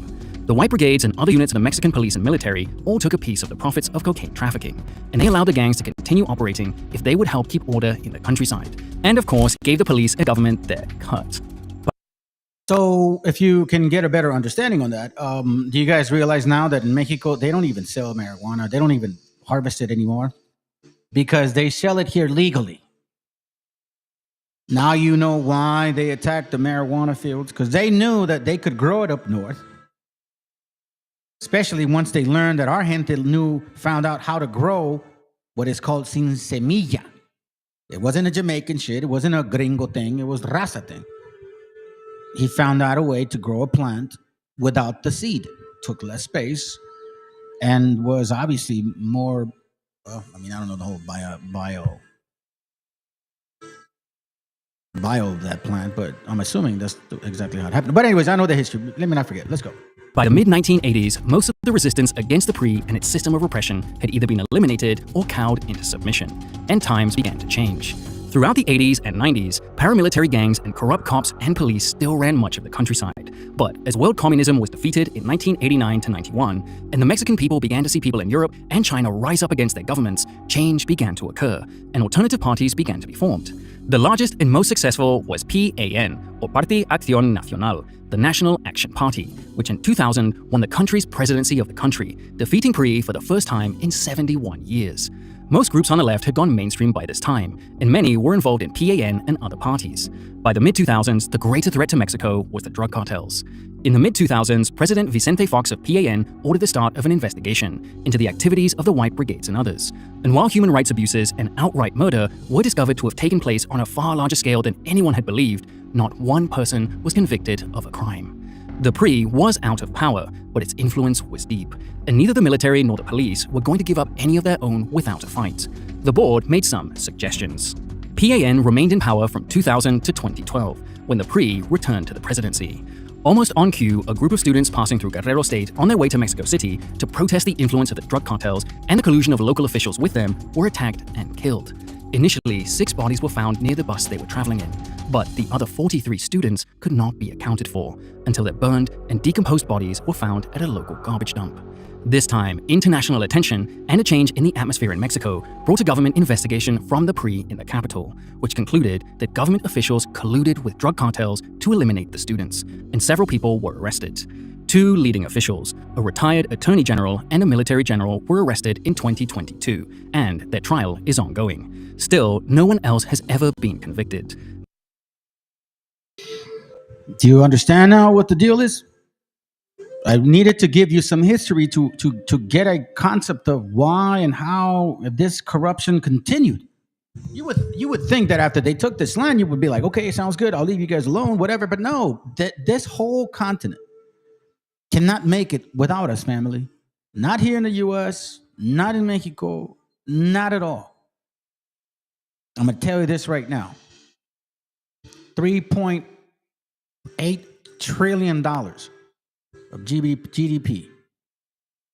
Do you understand that? That's just us, not any other nation, no raza, whatever. Just so-called Hispanics. Okay? And we're the majority here. So, that makes you think about what we actually do. Let me, what does it say? The U.S. has a lot of blood on its hands. Yeah, that's for sure, bro. And they're going to pay for it, man. Let me look for this real quick so I can start playing it. But yeah, they're going to pay for it. All right, so let's check this out real quick. All right, so with me right now. I don't give a damn. You're not going to make me upset. My point is, why are we getting information like that? Why is that being said? You know what I mean? In the outskirts of reality, where we've seen the destruction of our gente. I mean, quite frankly, it's not like a lot of people have reasons to be proud of this history, so called, right, that we have. But you want to know something? What the most beautiful thing is about life is the fact that when you get it, you get it, and when you don't, you don't. This is from a book called Oppression, Privilege, and Resistance, and it's on page 89. I want to show you guys the parallels between Chicano experience in the U.S. and the colonization of other third world. People are too similar to dismiss. Now, I put these notes in here because there are some similarities. Obviously, some of them didn't really apply. I was thinking something else at the time, but let's read. Page 89, it says, the land of one people is invaded by people from another country who later uses military force to gain and maintain control. We know that from Deuteronomy 28, 49, and 50, it talks about another nation from afar, from the end of the earth, as swift as the eagle fly, the nation whose tongue y'all shall not understand, a nation with fierce countenance who shall disregard the person of old or show no favor to the young. I'm not reading that. I memorize it. Anyways, that's not the point. Number 2, the original inhabitants become subjects of the conqueror involuntarily. Now, if you read the verse before here, let me just, for the sake of understanding here, I'll show you. Deuteronomy 28, and we know here 48 talks like this. It says here, it says, therefore thou shalt serve your enemies, which Yahweh shall send against you, in hunger and in thirst and in nakedness and in want of all things. And he shall put a yoke of iron upon thy neck until he have destroyed thee. That's the enemy. It says here, the original inhabitants become subjects of the conquerors involuntarily, not necessarily. But verse 43 and 44, in a way, talks like that. Verse 43, the stranger that is within thee shall get above thee very high, and thou shalt come down very low. He shall lend to you, and you shall not lend to him. He shall be the head, and you shall be the tail. We know from Mexico, from what we know of, if you are familiar, que somos el trasero de Estados Unidos. Those are facts. Number 3, the conquered have an alien culture governed imposed upon them. Woo, man, isn't that the truth? Lamentations 5 and 2, right? I'm sorry, Lamentations, not Jeremiah. 5 and 2, it says, our inheritance is turned to strangers, our houses to aliens. Conquered have an alien culture and govern imposed upon them. So since they're an alien culture, now they're calling you illegals. And I'm going to show you how deep this goes. I'm going to tell you something, man. It's going to hurt some of y'all, but it is what it is, because you either trying to find the right answer or the truth, or you're just trying to fit in. And, don't get in where you fit in, man. Find the truth. Number 4, the conquered become the victim. Here, let me go on this side here. The conquered become the victim of racism. I'm sorry, the victims of racism and cultural genocide, and are regulated to be submerged to a status. Now, this is true because if you go back to the curses, because again, we don't just base it on curses, family. I showed you we base it off everything here. Deuteronomy chapter 20 and 28, not 22. You could, but it's on 20. Yahweh shall send upon you curses. People. You ever somebody cursed at you? You damn. All you guys are this. All you are, I don't know, murderers, drug dealers, rapists, and some of you may be good people. Vexation, because through this cursing, you're going to be upset, and that causes more reasons for other people to cause names to you and say, You see, they're savages. Look how mad they are. And rebuke, because even when you do complain, what happens? We understand the judicial system in this society does not favor us. Now the so-called white man, because they found out that the elitists, they're somehow against them. Now you're surprised because now they're treating you like us, right? Welcome to the club. I'm not surprised by it. But well, you're too late on that. So this whole Illuminati stuff, I've been here since the get-go. And I'm going to show you. I'm going to show you how these laws have favored white and black folks. Those are facts. And Asians and Arabs and all of them. But you of this continent, I'm going to show you how even the so-called people that are on our side that look just like you are the first ones to rob you. Because remember, not all skin folk, it's skin folk. And I'm going to explain that. And you're going to see it. Then it says, and all that you set your hand on for to do until you be destroyed and until you perish quickly because of the wickedness of your doings whereby you have forsaken me. Here again, the conquered become the victims of racism cursing, vexation, and rebuke, and cultural genocide. Kill them, because remember, if you don't remember, 1917, the whole Carmelita Torres story is where they got it. They got the Rosa Parks story from the Carmelita story, okay? So they were fumigating our gente, crossing the border every single day with DDT. You know that, the one that kills roaches? Yes, that one. Because of supposedly typhus. That's why. The conquered became the victims of racism, cultural genocide, and are regulated to be submerged status. Like right now, you are from this continent, but yet you're still a beaner. Wetback spick. Go back to your country, even though they're not from here. And I want to show you some stuff. The nerve of some people. Like, for example, this right here. Where are you at? Let me see if I can find it. Where is this one? Did I text it to myself?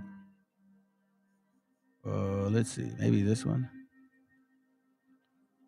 This is this one here. Give me a second. Let me see if I can find this. No, that's not it. That's not it. Oh man, I should have. Did I save it? Oh, this one right here. This like this kind of shit right here. Like this kind of crap right here. The excuse my language. I know some of you guys are probably, if you have kids, I apologize. And I'm really trying not to cuss, but you know what I'm saying? Like, this is the kind of shit that bothers me. The nerve of this damn fucking immigrant. And I'm telling you this for a fact because I'm going to prove it. I'm so sick of seeing foreign flags in America. Foreign flags in America. He's not pushing that flag because of all America. It's because that's where we were allocated based on people like you. I don't get it. You left your corrupt country to come to the USA, and yet you still rep what you fled. The worst is Hispanics born in America flying a Mexican flag. Where is your loyalty? Just go back, enjoy your foreign flag. You see the stupidity right here? By dumbasses.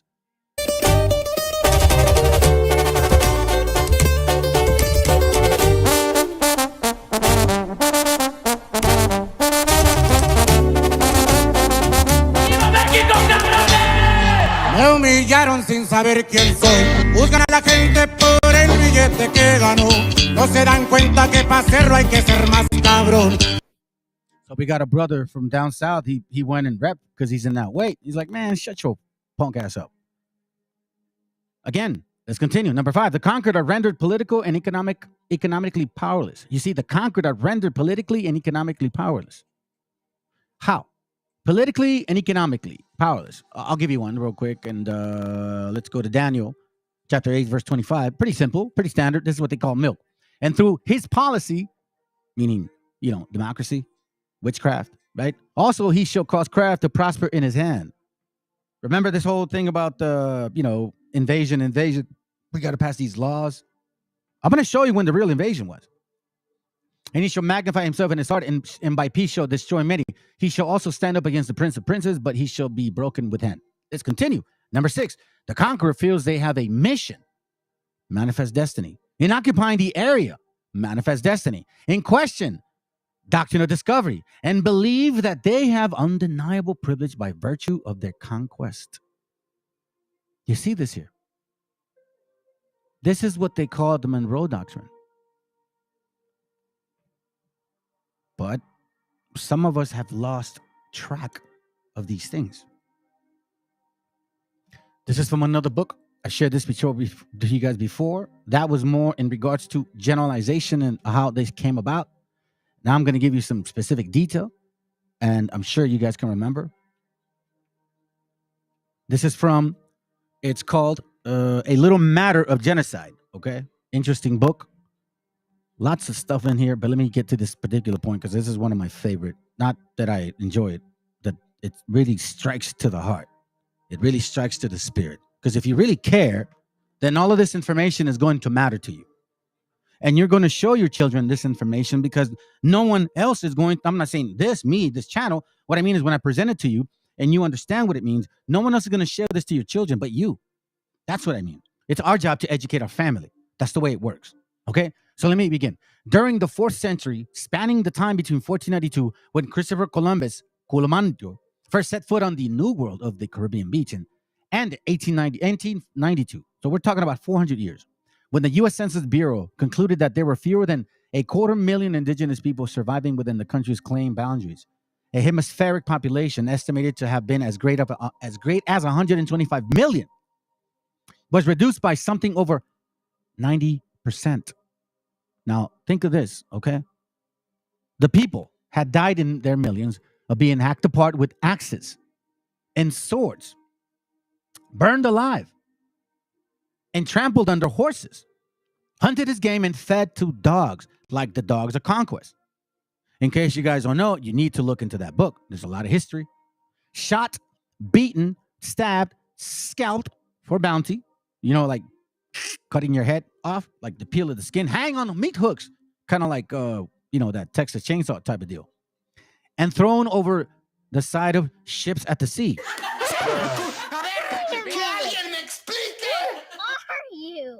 Yes, my brothers, you were the first ones that were thrown over ships. You know that movie Amistad? Just get rid of that black person and put yourself in there. And that's what happened to you too. I don't want to say too, but I'll give you just for the sake of, don't want to go that route. It happened to you first. Now, I want to remind you that in this channel, we don't segregate. No, we do favor. You know damn well that we were having black and white conquistadors on this side of the town. So the one people that were getting axed, okay, that was us. The one people that were axing us were black and white folks and Arabs as well. Do not let that pass your mind, because a lot of times we've been educated to thinking there was only one particular type of nation. Now, am I saying every single white person did it and every single white black person did it and every single Arab did it? No, I'm not saying that. But we understand history, and history does not lie. So let's continue. It says here, shot, beaten, stabbed, scalped for bounty, hung on meat hooks, and thrown over the side of ships at the sea, worked to death as slave laborers, intentionally starved, and frozen to death during a multitude of forced marches and internments. Now, remember the Trail of Tears? Remember the having to migrate this way? You know how brothers and sisters are trying to migrate? Because of what? Forced marches, forced migrations, and an unknown number of instances deliberately infected with epidemic diseases. Now, if you watch this channel, you understand who brought smallpox. If anybody remembers, you can please post it. We all know who brought smallpox here. Some people get offended because I say that. I'm not in the game of offending, nor am I in the game of being offended. Which means I'm not interested in making your feelings hurt because, I have this particular interest. No, not at all. Not at all. This is from a book called The Lutheran, okay? The Lutheran Newsletter, written in 1900 in September. Now, why is this important that I'm showing you? Because I want to show you something here real quick. You see, when people know who you are, they're going to do everything in their power to not let you know. And they're going to do everything in their power that they have to make sure that you never know. So it's your job to find out. No one's going to bring you this food. You have to find it yourself. Now, some of us are a little bit more ahead. It doesn't make you any better. Nor does it make me any better. I'm looking for the date of September 1st, 1900. Give me a second. I believe it's September 1st, 1900. No wonder I passed it. Way ahead. I was in October. Give me a second. This is, okay, I think this is right here. September 7th or 1st. The power, let me see. There's a point I'm trying to make. Just bear with me, family. In case you don't know, since these people have been here, they've never allowed us to have a Bible. You have to ask yourself why. Why are these people doing everything in their power not to let you have a Bible? So it says here, remember, dated September 7th, 1900. Okay, it's a pretty old book. Page 55 on the Lutheran Newsletter. It says on the bottom, here on this side, on the left side, okay? It says, let me see if I could even make it bigger. I think I can. Perfect. It says here, Dr. Francis S. Borton relates the following about the first Bible printed in Mexico in the Christian Advocate. The printing press came to Mexico in 1539. For in that year, there was printed in Mexico in Spanish a brief compendium of the Christian doctrine, which is what falls under this right here. Okay? I had it already set. This is from the Mysteries of the Mexican Pyramids. So for you dumbasses that try to call yourselves wabos and then use this book, you don't read thoroughly. You obviously don't. Read page 16. As the land was stolen from the natives, great famine ensued, yet heavy taxes were laid on Indians. Those who failed to pay were tortured to death. Indians who refused to join the Catholic Church were horsewhipped, had their heads shaved, and were forbidden to hold office or title in their villages. For failing to attend Mass or for practicing any other old rites, an Indian could receive 100 lashes. According to the Spaniards, an Indian was supposed to only the Our Father, Ave Maria, Credo, and the Ten Commandments. Reading and writing was considered as dangerous as the devil. Now, we know that this is the Christian compendium, okay? And it was implemented by who? None other than Zumarraga, the Jesuit bishop. So let me read it. A brief compendium. Here it goes right here. I'm going to be right there, okay? So I'll give from the top. The first Bible printed in the printing press came to Mexico in 1539. For in that year, there was printed in Mexico in Spanish a brief compendium of the Christian doctrine under the espouse of famous Bishop Fray Juan de Zumarraga, which is the same one that gave you the Virgin Mary. Yes, I'm sure you're going to be confused. If you follow this channel, you'll understand the classes I've done. Let me continue. That was just 81 years before the Mayflower brought the first pilgrims to Plymouth Bay. From 1539 to 1810, when the immortal Hidalgo raised the cry of Mexican independence. Remember that year, 1810. Do not forget that year. That's a very important time, family. 1539 and 1810, all of a sudden, well, what happened? And why all of a sudden change it? Why now allow certain things to be printed? So let me continue. When the immortal Hidalgo raised the cry of Mexican independence, or during the 271 years of Spanish rule, or misrule of Mexico, Spain not only did not give Mexico a Bible, but sternly prohibited the publication of any part of the sacred scriptures in the language of the Mexican people. That prohibition is still in force with regards to the printing of the printing of the Bible. Dude, I told you not to do that. With the printing of the Bible in any one of the 52 different languages and dialects spoken in Mexico today. Check this out. Then it says the first edition of the Bible in Mexico was printed in Latin and in Spanish in Mexico City in 1831 through 1833. So the very first one was printed in Latin and in Spanish. Okay? It appeared in 25 volumes. So now, if you are a regular Joe, do you think you have space for 25 books and the cost of it? With an atlas and cost over $200. This is in 1830. So that still remained a prohibited book to the great majority of the people. A magnificent copy of the edition is before me as I write. So I say that Spain never, I repeat, never allowed Mexico the sight of the word of God in all the centuries of his dominion. Of course, the Latin Bible could have been had. There it goes right there. These are facts, family. This is exactly what occurred to you. That's why you are a Christian. And you believe in Christmas and you know, like the Virgen Maria, and you think that stuff is real. But it's not. I'm telling you, this guy gave you the Virgen Maria. Check this out. It's all part of the scheme. I've read this to you guys before. Get away, bro. This is from Propaganda, written in 1910 by something Bernay. Check this out. The conscious and intelligent manipulation of organized habits and opinions of the masses is an important element in a democratic society. Those who manipulate this unseen mechanism of society constitute an invisible government, which is true ruling power of the country, which is the true ruling power of the country. What it's basically saying is you have to be in agreement with this governing body in order for you to be part of the system. We are governed, our minds are molded, our tastes formed, our ideas suggested largely by men we have never heard of. This is a logical result of the way in which our democratic society is organized. Vast number of human beings must cooperate in this manner if they are to live together as smoothly in functioning societies. Like, for example, when shit was being given to you white folks, okay, or you black folks too, you weren't complaining. Nah, things were good. Like antebellum period. Quítaselo a los mexicanos, güey. Quítaselos a los indígenas. That was totally fine. White folks, it's okay to take land from the natives or the so-called Mexicas. Black folks, it's okay to be on the white man's side because you know what? You're getting land from them. But as soon as you're not part of the society, or you start seeing that you were part of the system that you benefited from for a long time, our invisible governors are, in many cases, unaware of the identity of their fellow members in the inner cabinets. They govern us by their qualities of natural leadership, their ability to supply needed ideas like every so-called Washington president or every so-called black so-called prophet, Malcolm X's or your, Martin Luther King's. Yeah, they sound real good because you need them at that time.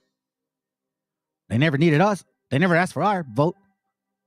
Remember that shit. We're watching a novela, so we got to be mindful who is playing it.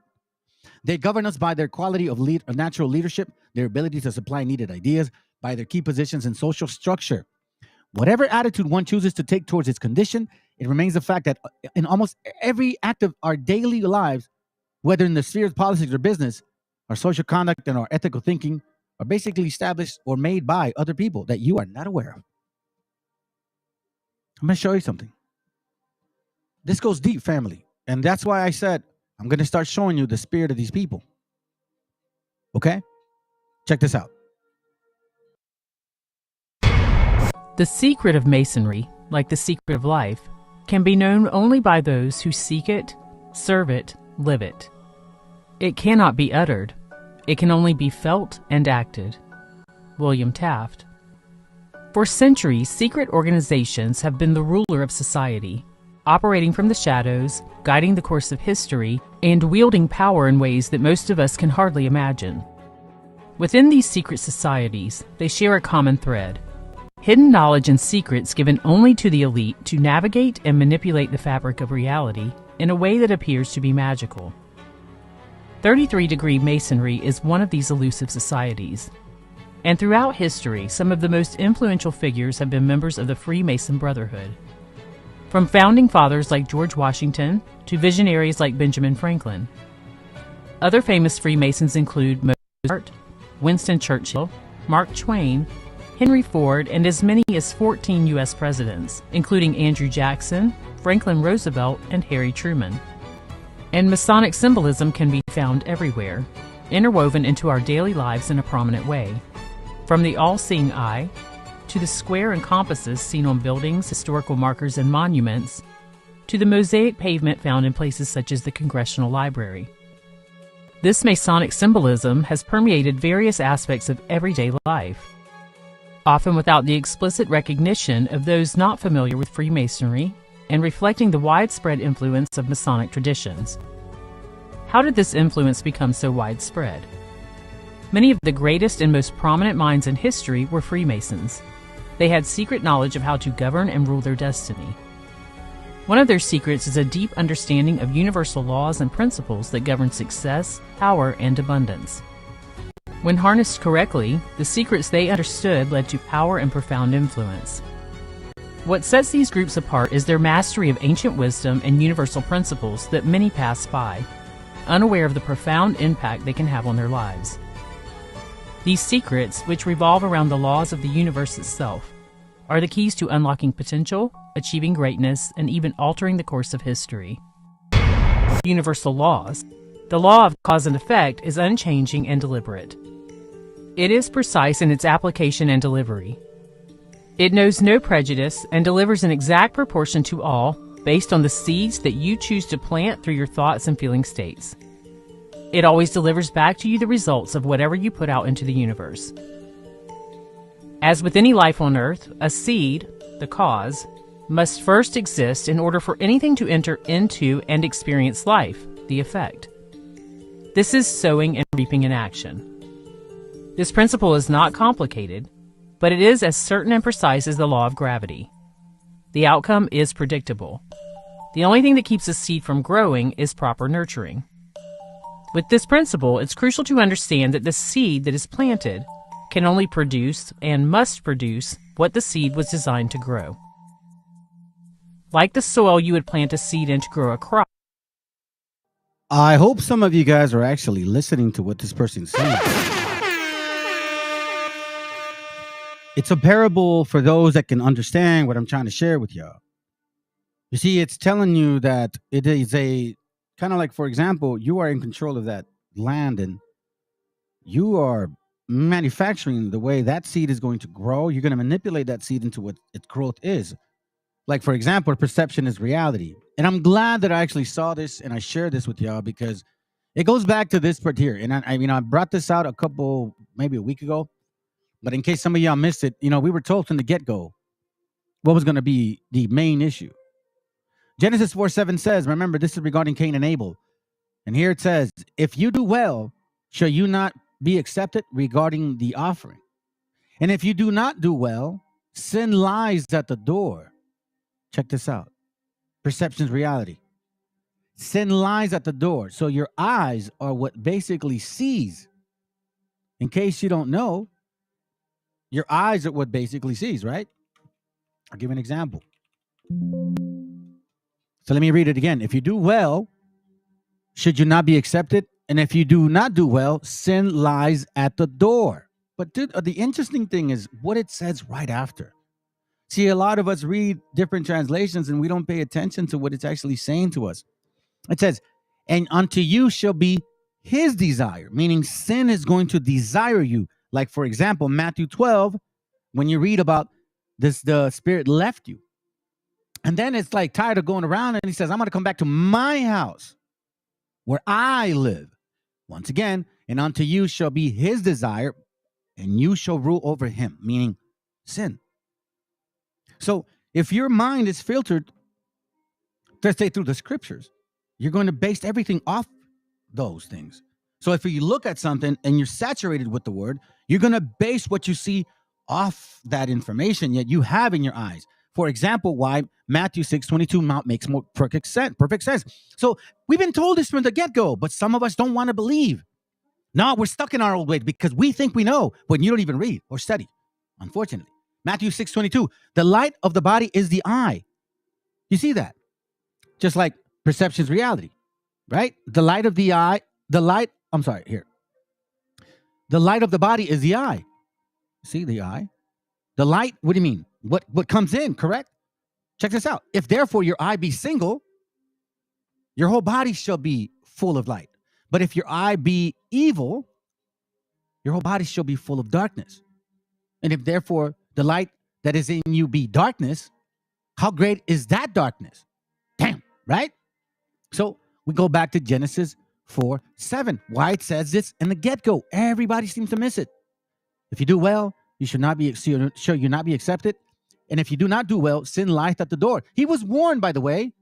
Cain was told, listen, man, it's all up to you. Your perception, you can change it. But he didn't care. Right after that, he killed him. And unto you shall be his desire, and you shall rule over it. So from the beginning, we're seeing some manipulation happening.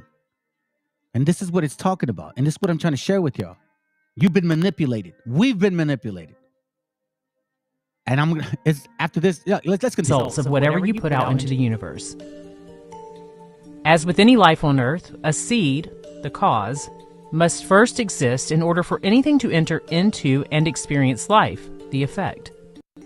This is sowing and reaping in action. This principle is not complicated, but it is as certain and precise as the law of gravity. The outcome is predictable. The only thing that keeps a seed from growing is proper nurturing. With this principle, it's crucial to understand that the seed that is planted can only produce and must produce what the seed was designed to grow. Like the soil you would plant a seed in to grow a crop, the field of consciousness from the principle of mentalism is the soil for our seeds of thought. The two function in the same manner. The thought seed is planted through the principle of mentalism.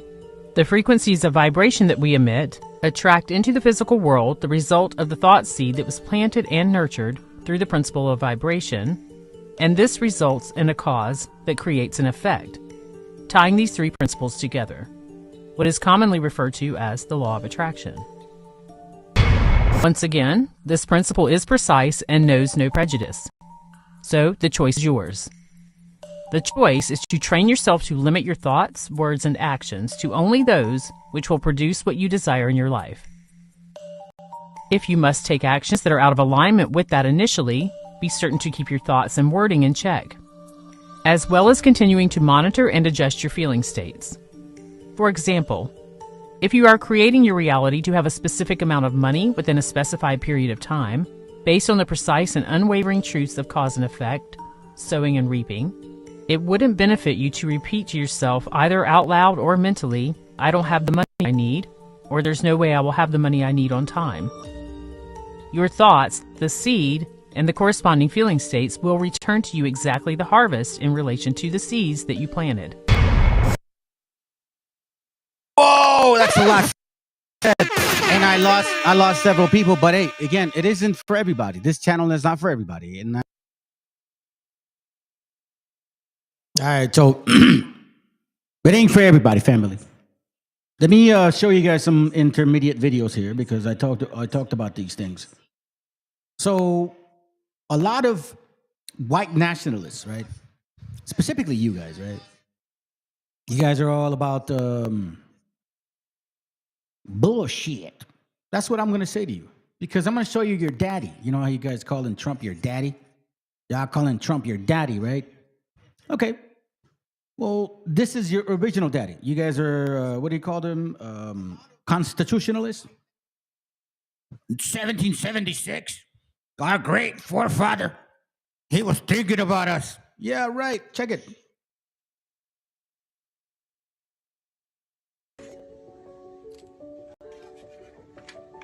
Legend of the Craft, Legend of the Temple. On the Masonic and the Order of the Eastern Star, the Baphomet there. Baphomet. Photo of George Washington's sash worn in the Revolutionary War at the time he resigned his commission in 1783. Oh boy. The building of Solomon's Temple. Oh look, this is George Washington's Masonic apron. Oh, look at that. George Washington. Okay. Oop, Thomas Jefferson. James Madison. Check it out. James Monroe. Andrew Jackson. Here you have Masonic presidents of our country. Masonic presidents. I'll zoom in here so you can read a little bit better. George Washington, Mason, Thomas Jefferson, James Madison, James Monroe, Andrew Jackson, James Knox Polk, James Buchanan, Andrew Johnson, James Garfield, William McKinley, Theodore Roosevelt, William Howard Taft, Warren Gamaliel Harding, Franklin Delano Roosevelt, Harry S. Truman, Gerald Ford, the fatherhood of God, the brotherhood of man. There you have George Washington with a nice all-seeing eye radiating down over the White House. Nice imagery there. The white apron there is made of lamb's wool, and it symbolizes the veil that veils the Holy of Holies from the God of Masonry, which is right directly behind the veil. Excuse me there, I have to point there.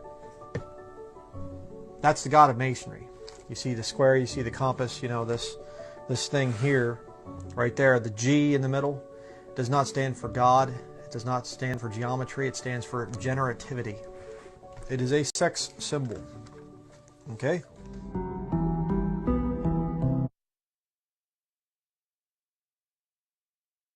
Yeah, that's what it definitely means. But hold on a second. Remember, we talked about the checkerboard here, like the brother was saying right now. We grew up watching both these people, black and white, okay, with their Masonic spells on TV, having to go back and forth, defending one with working with the other, always going back and forth, but never for ourselves. So we just saw George Washington.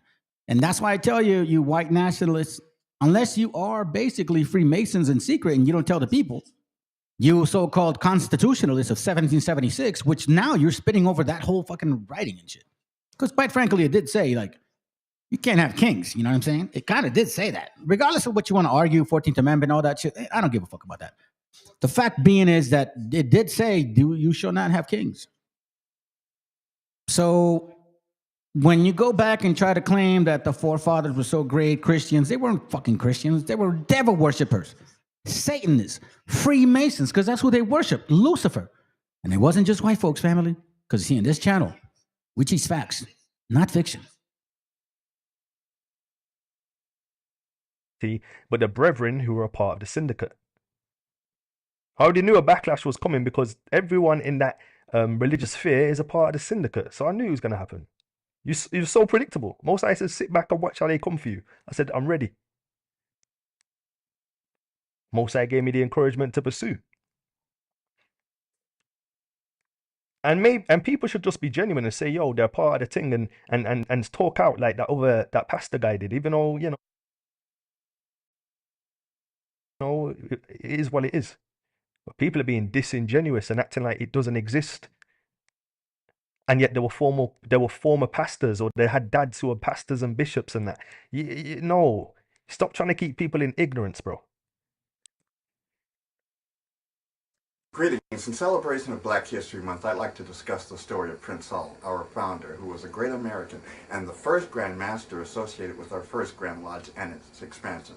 Approximately 1 year and 4 months prior to the writing of the Declaration of Independence, Prince Hall engraved his image in the annals of American history. Prince Hall, a free black man, became a property owner, voter, and community activist in the Cambridge-Boston colony. His story has not been told nor recorded in the history textbooks, despite the fact that he was a civil rights activist who made a significant contribution to the growth and development of our nation. Although little is known about the circumstances of his birth, his condition of servitude, or his occupation, we do know, however, that because of Prince Hall's dedication to improve the quality of life for his people, accompanied by a desire to become a Freemason, he and 14 other men of color received the 3 degrees of Freemasonry by being initiated into the fraternity on March 6, 1775, in an Irish military lodge attached to the 38th Foot of the British Army. This event made Prince Hall the first of his race in North America to enter into the oldest and most prestigious fraternity in history. The historical record reflects that the others were Cyrus Johnson, Buston Slinger, Prince Reese, Prince Radine, Peter Freeman, Peter Best, John Canton, Duff Reform, Thomas Sanderson, Cato Spain, Boston Smith, Fortune Howard, and Richard Titley. Around April 14th of 1776, the military regiment to which Hall's Lodge was attached received orders to relocate to the New York colony, leaving Prince Hall and his Negro brethren, all civilians, without a lodge. Prior to leaving, however, the Worshipful Master, Sergeant John Batt, issued to Prince Hall and his brethren a permit to walk on St. John's Day and to bury their dead with full Masonic rites.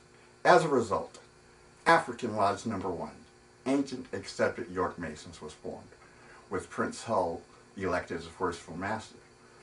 As the Batt permit left Prince Hall with Masonic limitations, he petitioned the Grand Lodge of England for a full charter in 1784.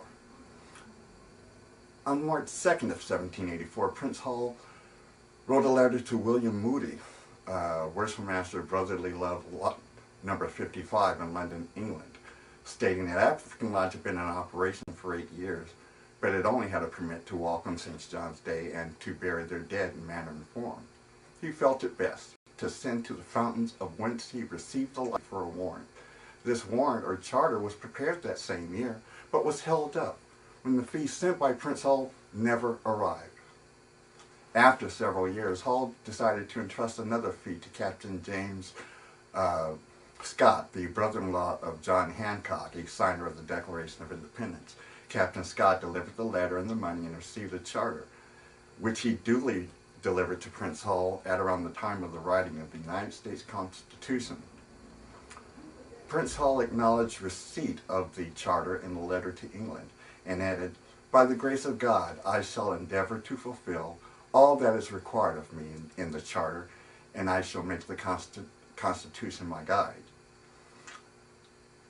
According to record, the naming and numbering of African Lodge No. 459, which was later changed to 371 on the English Grand Lodge Register, has been and is in the exclusive possession of the most worshipful Prince Hall Grand Lodge, free and accepted Masons of Massachusetts, and it's secured in the First National Bank of Boston. It's brought out and displayed every 10 years during the Prince Hall Masonic pilgrimage. Some of us have seen it and treasure it, for it is believed to be the only original charter issued by the Grand Lodge of England that is now in the possession of any lodge in the United States. Prince Hall made significant impact upon society during his life. Among his many, he petitioned General George Washington to admit men of color into the Continental Army. A further note, Hall distinguished himself at Bunker Hill. He led the entire lodge membership in support of Governor Bowdoin during the rebellion of Daniel Shea and his group.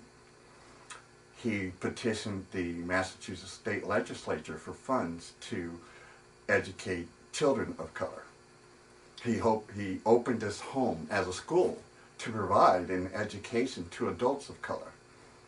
He petitioned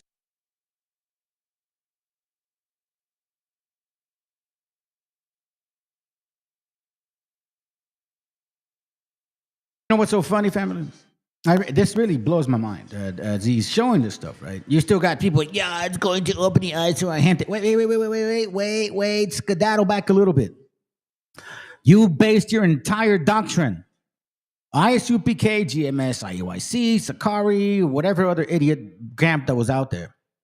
GMS over there, by the way. Yeah, GMS, right? Them two. You based it on the Deuteronomy curses. You said that you didn't know the white man. You had no idea what he did. He enslaved you since you got here. You never had it, no benefits. You never had it good. You see, we know we never had it good. But now that we know that, wait a minute, hold on a second. That shit don't make sense, bro. What are we supposed to say about this? It's pretty crazy, isn't it? Now that we're bringing out facts, not fiction, not theory, not none of that shit, bro. So it's time to understand and wake up. I'm not begging nobody, bro, at all. You know, a lot is said in that video. A lot was said. And a lot of us are talking about, not a lot of us, I'd say a lot of people, talking about frequencies and, you know, the energies and manifestation and da-da-da-da-da. You're blending with particular esoteric concepts. So when you are not governing your mind, I've said this before, that your mind is like a computer, kind of like the Matrix, what it's talking about, right? So when you're governed by some other type of entity, your spirit is not going to, it's going to move based on that. If you don't guard your mind, you're going to be manipulated by other people, by other spirits, and we're going to see what it means. This is why Hosea 10:10 is such a beautiful one. It says, "It is my desire that I should chastise them, and the people shall be gathered against them, when they shall bind themselves in their two furrows." Now, in case you guys don't know what two furrows are, is when you're harvesting, you know, you break the ground, you do all that stuff, right? And you make a furrow, like the part where the person is planting the seed, right here. Like this is a furrow right here. Right there. For example, like the furrow's right there, like in the middle. Okay. Then it says, bind themselves in their two furrows, meaning north and southern kingdom. And Ephraim is a heifer that is taught, and love to thread out the grain, but I passed over her fair neck, and I will make Ephraim to ride, and Judah shall plow, or Yahudah shall plow, and Jacob shall break its clods. So you see this right here? Harvesting.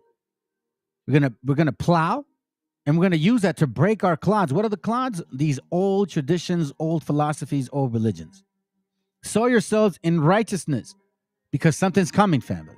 Reap in mercy. Break up that your fallow ground. That's dry. So you reap what you sow. For it is time to seek Yahoo till he come and rain righteousness upon you. You see this? Ye have plowed wickedness. This is what they're saying. And ye have reaped iniquity.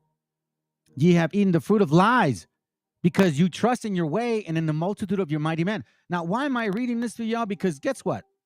I find it so interesting that, you know, what I find or what I found goes pretty heavy. And then we start seeing like how can I say this?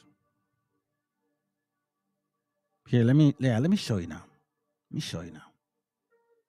Because this is a very wicked thing. Check this out, family. This is no joke. One of the features of this fourth industrial revolution is that it doesn't change what we are doing, but it changes us. The difference of this fourth industrial revolution is it doesn't change what you are doing. It changes you. If you take genetic editing, just as an example, it's you who are changed. And of course, this has a big impact on your identity. And offer certain kinds of possibilities that have to be careful about. You know, when you began to do that kind of gene editing, some people worry that you are changing what it means to be human. That's the problem.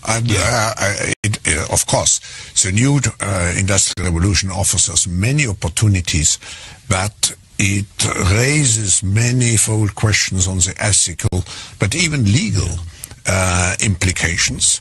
And we have to be prepared for it, and that's what we want to do in Davos next year. Talk about technology and how the ways it can be deployed, that contribute to growth rather than exacerbate unemployment. How will that implement itself? It's a big question mark, because there is a fear that technology, robots, just to take one you gain element, productivity from machines. Exactly, and it replaces maybe the workforce or jobs faster than we can replace them.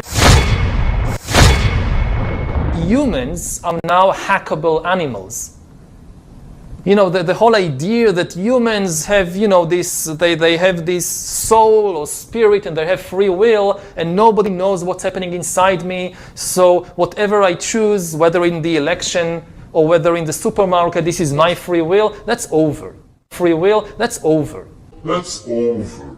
Over. Today, we have the technology to hack human beings on a massive scale. Yeah, I mean, everything is being digitalized. Everything is being monitored. In this time of crisis, you have to follow science. It's often said that you should never allow a good crisis to go to waste, because a crisis is an opportunity to also do good reforms that in normal times people will never agree to. But in a crisis, you see, we have no chance. So let's do it. Vaccine won't help us go to the test, of course. The vaccine will help us, of course. It will make things, more manageable. Surveillance. People could look back in 100 years and identify the coronavirus epidemic as the moment when a new regime of surveillance took over, especially surveillance under the skin, which I think is maybe the most important development of the 21st century, is this ability to hack human beings, to go under the skin, collect biometric data,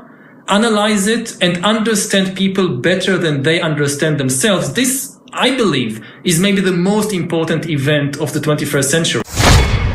So does the data about my DNA, my brain, my body, my life, does it belong to me or to some corporation or to the government or perhaps to the human collective?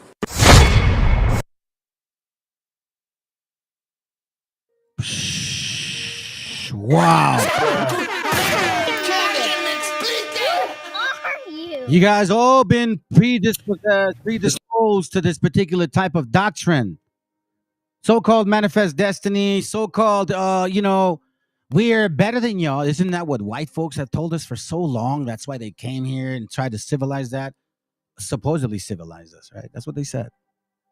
And the elitists that are, of their nation, obviously did it in order for them to feel good about themselves.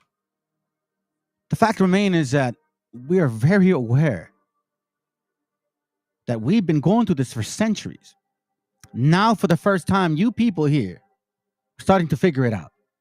Well, hell yeah, but it's too late for that. Let's continue. Mr. President, Vladimir Putin may be a liar and a demagogue, but it is hypocritical for the United States to insist that we, as a nation, do not accept the principle of spheres of influence. Hostility to early NATO expansion is almost universally felt across the domestic political spectrum here, end quote. For the last 200 years, our country has operated under the Monroe Doctrine, embracing the principle that as the dominant power in the Western Hemisphere, the United States has the right, according to the United States, to intervene against any country that might threaten our alleged interests. That's United States policy. And under this doctrine, the United States has undermined and overthrown at least a dozen countries throughout Latin America, Central America, and the Caribbean. As many might recall, in 1962, we came to the brink of nuclear war with the Soviet Union. Now, why was that? Why did we almost come to the brink of nuclear war with the Soviet Union? Well, we did that in response to the placement of Soviet missiles in Cuba, 90 miles from our shore. You guys that were born just yesterday and are not aware of what the Monroe Doctrine is, excuse me, it was written in 1823 by, what's his name? Something Monroe. Anyhow, check this out. Velasquez leads colleagues in introducing resolution for calling an end to the Monroe Doctrine. Today, Rep. Nidia Velasquez introduced a resolution calling for the annulment of the Monroe Doctrine. The bill's introduction coincides with the 200-year anniversary of the Monroe Doctrine, which has been used to justify American intervention in Latin America's affairs throughout the political history. The 200th anniversary of Monroe Doctrine represents the U.S. and the hemisphere with a chance to move past an undated, ineffective foreign policy strategy. Remember what it says. Do not expect these people to really change it for you. What's that? Is it Proverbs, I think? Man, I haven't gone to that in a while. I think Proverbs 3:31. No. Which one is it? I can't remember. Let's move on for now. Okay. Again, I'm just trying to go with the speed of the class. Not trying to lag on anything. Now, in case you guys are not aware a little bit about this Monroe Doctrine, I would highly suggest to look into it. Okay? I would highly suggest to look into it. Check this out. Look at this.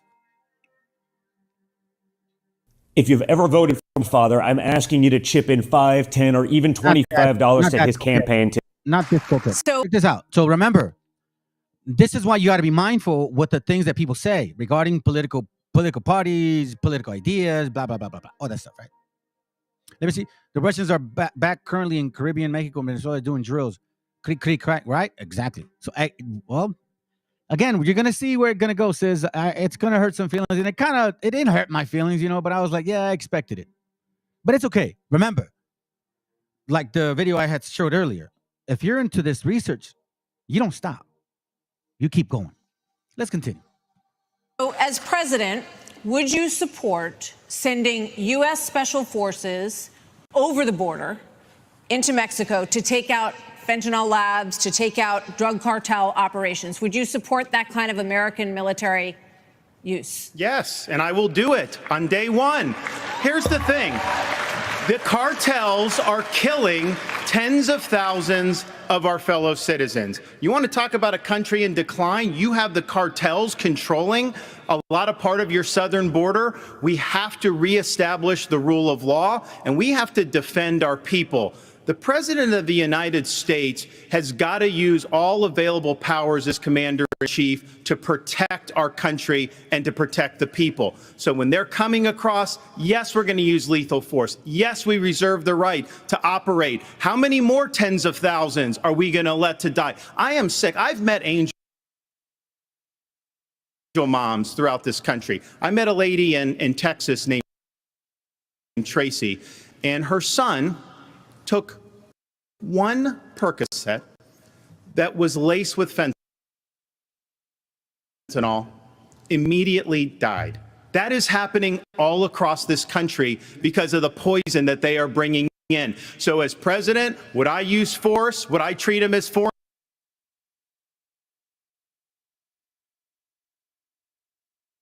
I'm not sure what is happening. Terrorist organizations? You're darn right I would. You're darn right I would. Yeah, well, I'm going to show you where you guys are actually about. So I'm going to use tonight to another one of these damn idiots, but let's continue. Like I said, man, I call this fool out. If I see you in the street, I'm gonna kick your ass. as an opportunity to lay out. So I'm going to use tonight as an opportunity to lay out my foreign policy vision for where we're going in the next generation of our engagement on the global stage, and it will revive that spirit of Nixonian realism. It is why it was important for me to be here in person today, to make this announcement here in the Nixon Library, where much of that wisdom resides. We live in a moment right now where actually the worst ideas in Washington are bipartisan. Our engagement in the Ukraine war continues to prove that, if you ask me. But which says that if you're a foreign nation, you do of their own national security. I agree with that. We will revive that, and I combine that. The Nixon doctrine was that other nations have to be the first protectors of their own national security. I agree with that. We will revive that, and I combine that with the modern Monroe Doctrine, a doctrine that we will re-implement under my watch as U.S. President. Hear what he said? The Monroe Doctrine, which he will revive when he becomes president. You see, when we walk and ignore these statements, you don't even realize what they're saying to you. They're saying that they're your daddy, and you're going to do what they say. With the modern Monroe Doctrine, a doctrine that we will re-implement under my watch as U.S. President, which says that if you're a foreign nation, you do not mess with the United States of America on our own home soil. You do not test us on our waters or in the Western Hemisphere, and if you do, you will have hell to pay for it. No Chinese spy balloons flying over half the United States.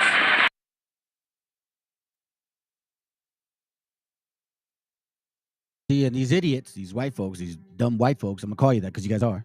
I'm just gonna call you for what you are because you're dumb. You don't realize what's going on here. You think you've been spoon fed for so long that you were some superior nation, and you weren't. You just had a couple wicked ass damn demons who worship devils, and that's how they got ahead. I'm gonna show you something real quick, family. This is from, I believe that's what I'm looking for. Is it this one? Let's see if it's this one. Hold on. Give me a second. I'm looking for it right now. Nope. Right here, I believe. Yes, this is it. All right, so let's get it started, man. Check this out. Let's learn a little bit here. Let's learn some history here, okay? Check this out. East Texas Historical Journal, a publication of East Texas Historical Association, the secret adversary, Henry George Ward, and Texas, 1825 to 1827. Remember what we read earlier regarding when the Bible was printed in 1810, right? Okay. We're going to start seeing a lot of these dates. But I want to show you something real quick. Let me read this for y'all. I'm going to read about a few, let me see how far. Yeah, a few pages so I can show you a little history. Very interesting how it all occurred. Check this out. It says, the years 1825 and 1827 were a period of salutary neglect in Texas history. Guadalupe Victoria, the first president of Mexico, believed so earnestly in a policy of non-intervention in state and colonial affairs that his government attempted little interference in the management of Stephen Austin. We don't know if he's white or swarthy, but we know that this bastard had a lot to do with the problems. And the other empresarios, you see this? None of the Texas colonists ever met their first president. These are white and black folks who live in Mexico, are allowed to be there as immigrants, illegals. No papers yet, mofos. Okay? You don't even know the president. It says, none of the Texas colonists ever met their first president. Any business pertaining to the colony was settled in in the state capital, Saltillo, not the national capital, Mexico City. The cliche, absence makes the heart grow fonder, may explain the fond memories that Texans have of their first president. Imperceptibly, an anti-Texas feeling began to blossom in the national capital, affecting Victoria himself to the point where the president decided to tighten the Mexican grip on Texas and limit the number of Anglo-American immigrants. let me just say illegal immigrants, okay? So you white folks and black folks that were going to Texas right now, you're fucking illegals. That's what you are. I don't care if you guys get upset because I'm cussing right now, okay? I don't care anymore. I'm not going to cuss the whole time, by the way. I'm just saying. Look at this here. How many times, what did Trump say? You're murderers. You guys, we tamed the country. You know what I'm saying? I mean, what do you guys don't care? Or I'm sorry, this is not the channel that only bashes white folks. Is this what you guys are bothered by? Because these are facts. What you want me to tell you? As they are styled, this decision had been characterized as the opening gambit in the match that led to the checkmate of San Jacinto. Historians have advanced numerous reasons for the change of the official attitude of Mexico to Stephen Austin. So when you see that stupid-ass wrestler, think about that. But none, so far as the writers are aware, has paid sufficient attention to the activities Henry George Ward, the British, charged the affairs in Mexico during the years 1825 and 1827. See, nobody talked about this guy. And what was he trying to do? Let's continue. The son of Robin Plummer Ward, one of the most popular British novelists of the period, a dedicated and able young careerist of 27, well-versed in Mexican and Latin American affairs. Backed by the mining interests of England, Henry George Ward was admirably equipped for his new position. He was directed by George Cannon, British Foreign Secretary, to achieve three objectives: to secure a treaty with Mexico, granting the most favored nation clause to England. Second, obtain religious toleration for British subjects in New Mexico. Third, protect and advance the commercial interests of British subjects, especially in the mining community. Okay? Follow me here. Ward, on his own initiative, intended to accomplish two other policies. First, he intended to be so successful that he would be appointed the first British minister to Mexico. And second, he intended to counteract and eliminate all vestige of American influence in Mexico. At the time being promoted by American Minister Joel Poinsett. Gotcha, bitch. But you're going to find out. Who is this mofo right here? Huh? Who is this guy? Bruh. Wait a minute. Who are you? Gotcha. Right? The deadly mutually destructive rivalry between Poinsett and Ward can only be mentioned in passing, as it is a story of itself or in itself. Suffice to say, Ward held a number of trump cards. He was a personal friend of Victoria, the president, Guadalupe Victoria, and was only the envoy who had a weekly interview with the president. So this Ward from Britain had a pretty good pull with the president of Mexico. Check this out. Poinsett was handicapped because the U.S. wanted all the territory north of El Rio Grande. You see this in 1823. When did the war begin? 1846. When did it end? 1848. This is already being planned in 1820. Oh, I'm going to show you, I'm going to show you that it started in 1810. We're going to go deep into this Freemasonry stuff too. British investments in British prestige. I'm sorry, hold on a second. Wanted all the territory north of Rio Grande, and he was constantly pressured to purchase Texas at any price. British investment, see? So Mexico wasn't going to sell Texas. So what do Anglos typically do? Oh, I'm sorry, let me rephrase that. What do people of this country here typically do when they don't get what they want? They cheat, lie, and steal. Black and white. You are what you are. Anyhow, let's continue. It says here, and see, my family, this is why I'm not slicing them separately. You guys like to. No. They came together. Black and white conquistadors came to this land in 1492, and they're still doing it on y'all. And you're just stupid. You're just dumb. You want to be liked instead of learning your history. British investments in British prestige considerably exceeded those of the United States and Latin America. You see that? Britain had a much more investment opportunity for Mexico. We don't know what could have happened, but I'm telling you some history here. And Mexico and Colombia wanted to launch a joint naval expedition against the Spanish-held island of Cuba. Once again, Mexico and Colombia are talking again. But, that's another topic.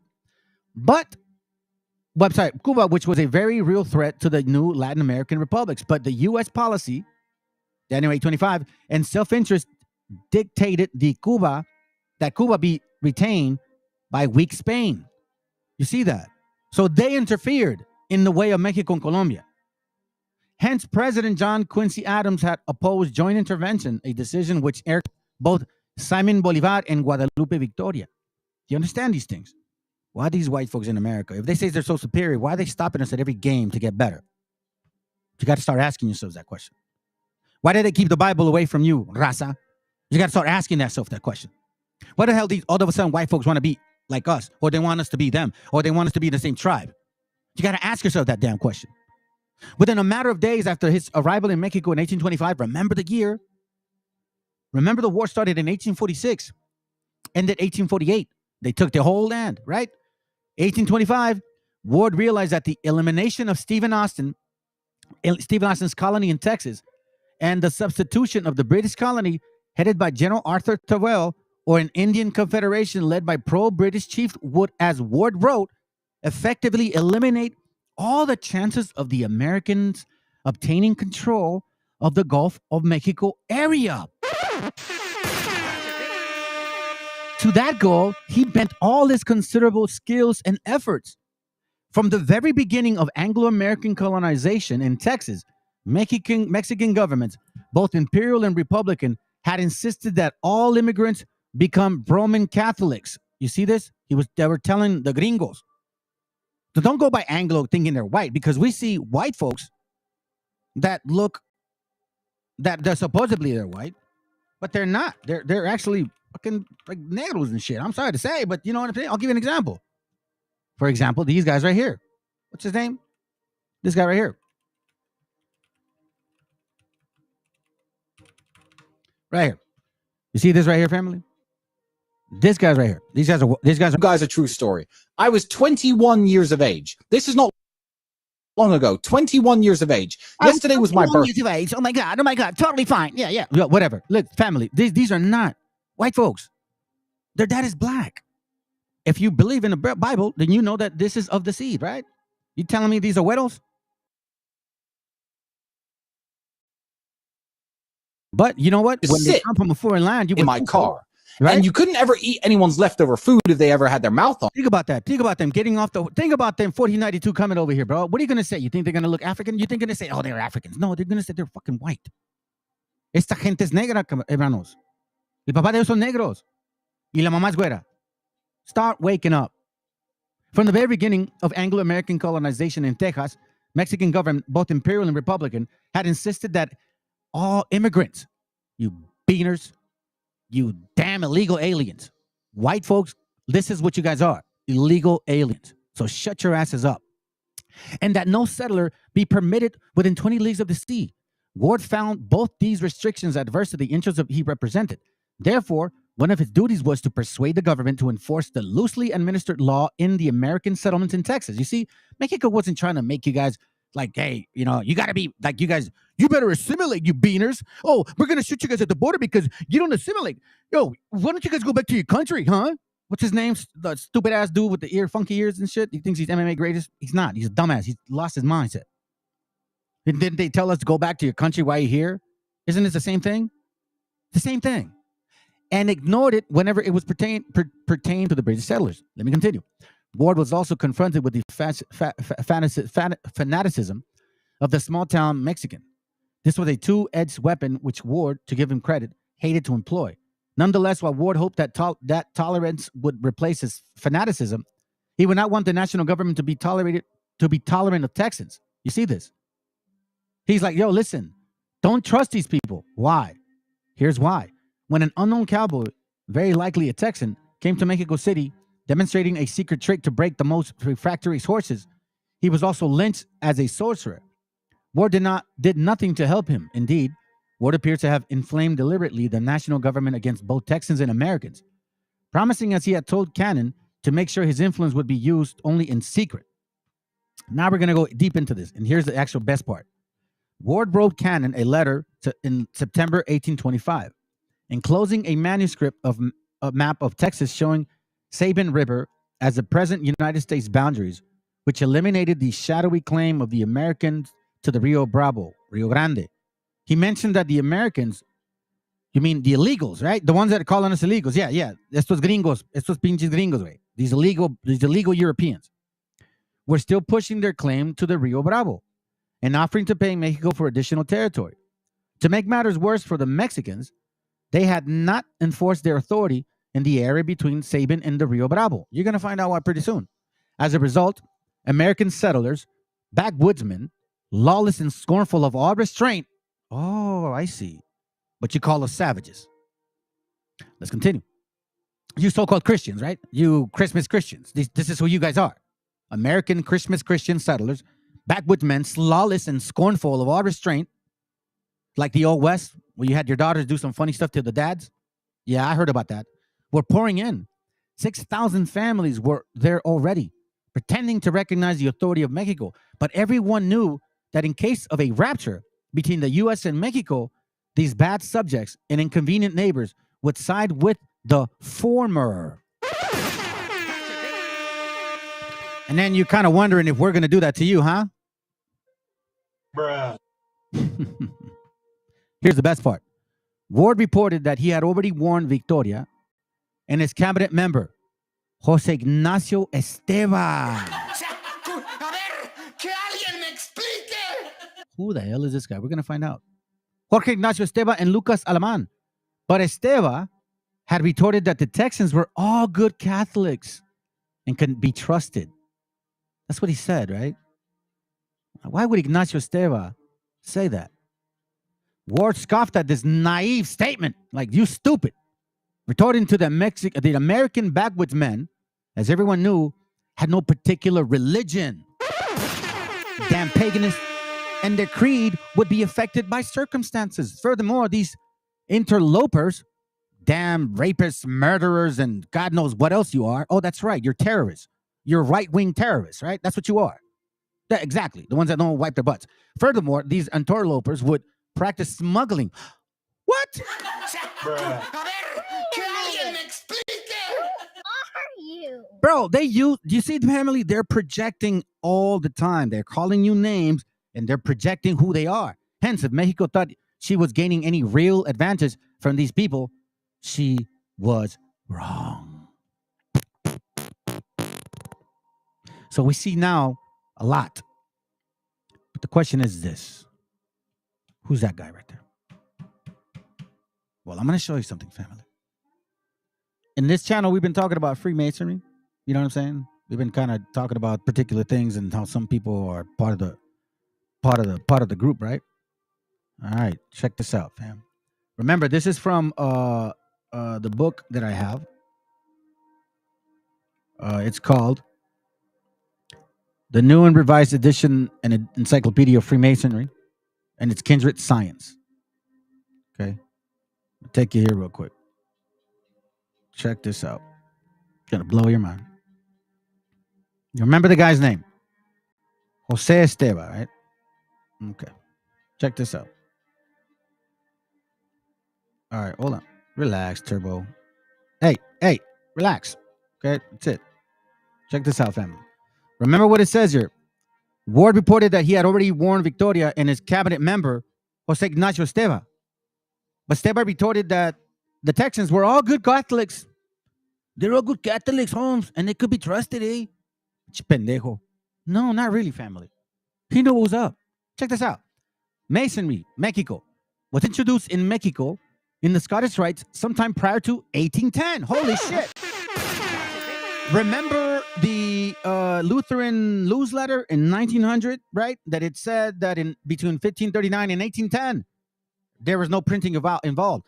But all of a sudden now, there's some changes. Well, here we go. Sometime prior to 1810, by the civil and military officers of Spain. So we understand now these Spaniards, okay? These Ladinos, which some of you guys think they're your people. Y'all stupid. And no, we're not Sephardic, dumbass.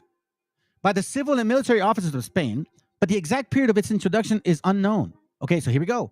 The first work charters were granted for a lodge at Veracruz in 1816. Here we go. 1. And 1 in Campeche, 1817. 2. By the Grand Lodge of Louisiana, followed by the charter of the Lodge of Veracruz, 1823. 3. By the City Grand Lodge of New York, and 1 by in the same city in 1824 from the Grand Lodge of Pennsylvania. 4. February 10th, 1826, 5 charters were granted for lodges in the city of Mexico by the country Grand Lodge of New York. Country, meaning in parentheses, somebody in power. On the recommendation of Joel Poinsett. What? You see, that name came up again, but it's not even over yet. Past Deputy Grand Master of South Carolina. At that time, United States Minister to Mexico, who constituted the lodge and organized them into a Grand Lodge with Jose Ignacio Esteva as Grand Master. For real, as Grand Master.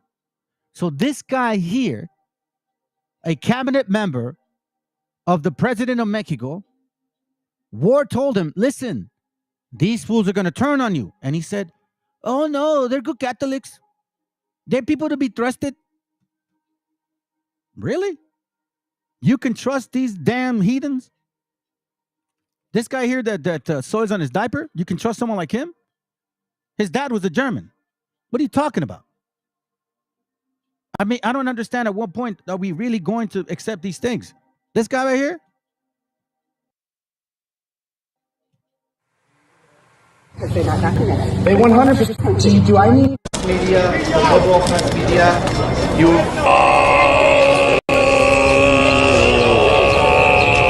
Is he Chinese? He's got a f***ing umbrella. Chinese. Oh, my puppy also. Parasol, dude. Oh, parasol. Sorry. Let's own together. I'm Swedish, bro. I get. Let's. Are you Swedish? You're a White. The entire country knows this is nonsense. What did he say? And I cannot wait for the day that we win. We will. We're white. We're white. We're white. The entire country knows this is nonsense. What did he say? And I cannot wait for the day that we win. We will. We're white. We're white. We're white. The entire country.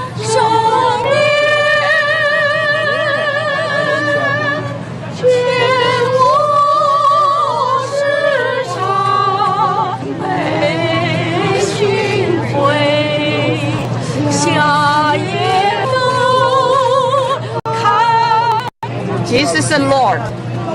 God. Thank you.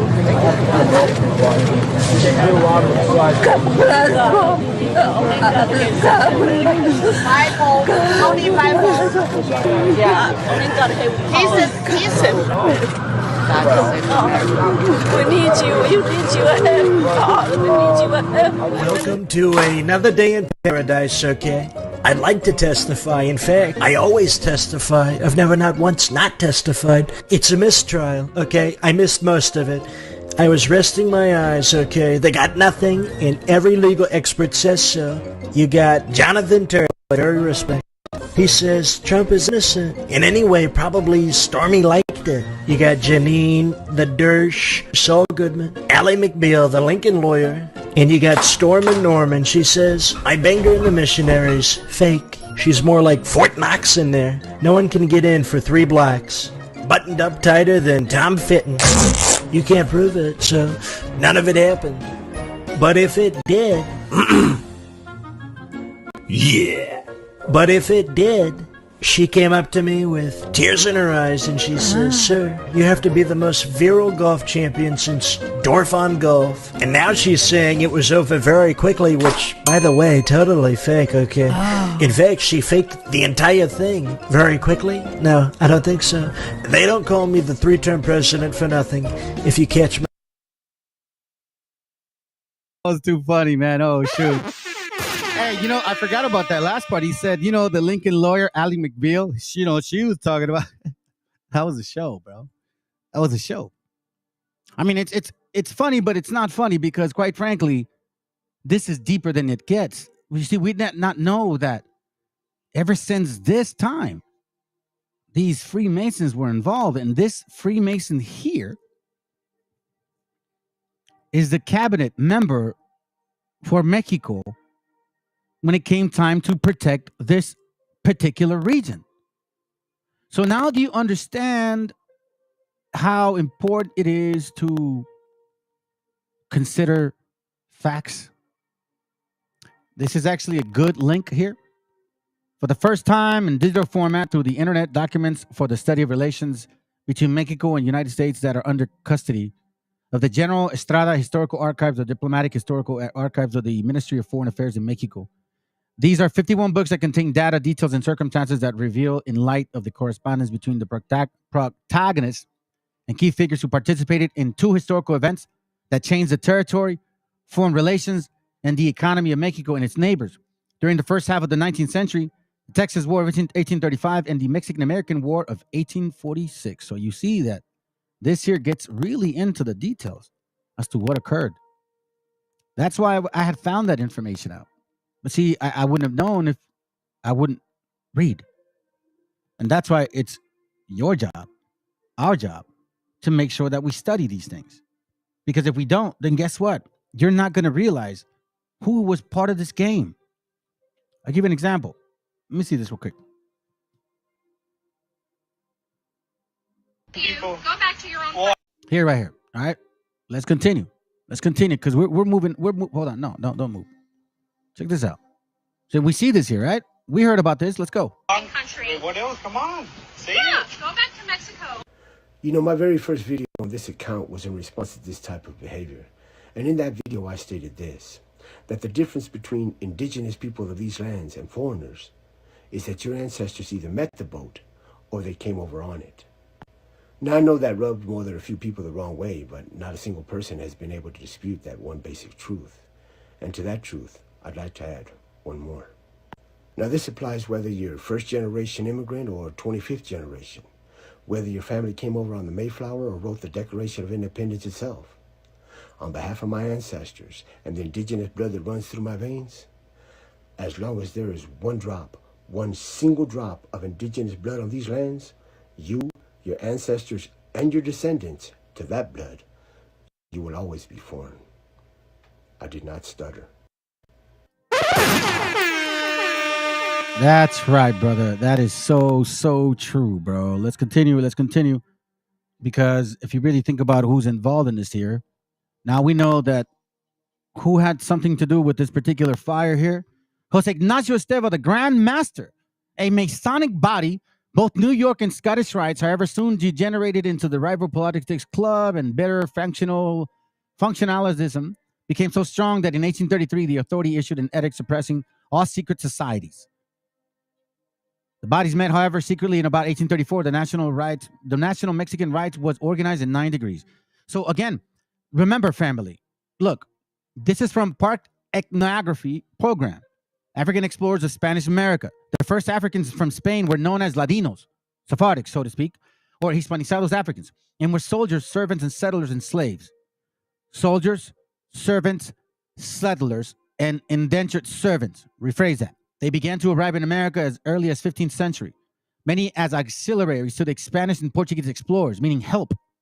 Matthew Bristol states, from the very first onset of Spanish activity in America, Africans were both present in voluntary expeditions and involuntary colonists.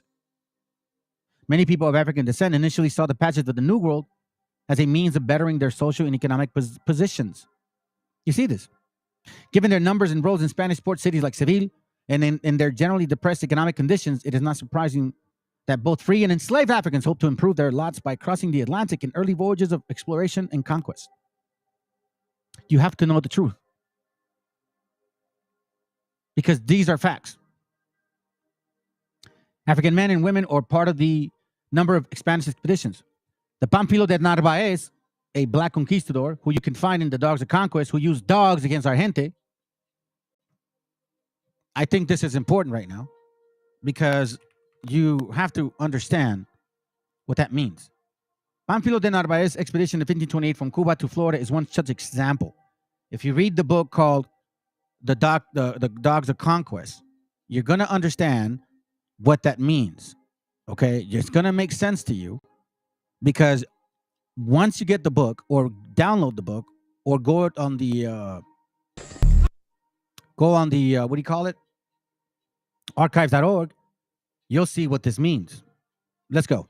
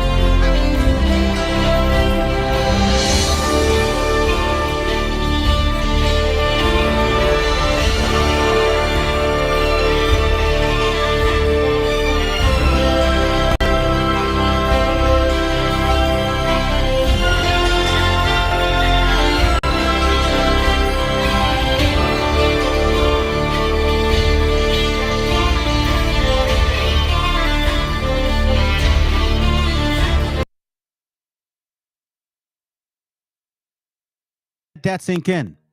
Do not ever forget that ever. African men and women were part of the number of Spanish expeditions. The Pamphilo de Narvaez, the expedition in 1528 from Cuba to Florida, is one example. As you can see, family, and again, every now and then I'll look at it, but this is where you got people being very offended. This is where they actually get offended. I don't like what you're saying. Oh, well, you don't like truth. This expedition included Esteban, perhaps the most notable African male to aid the exploration of North Africa. Juan Guerrido, just example. Esteban, the black man. Conquistadors, militant men. These are the routes that they took. You see this here? You see that big dude right there? Look at that big dude right there, family. He's as big as a horse. This football player, this 6'7" dude.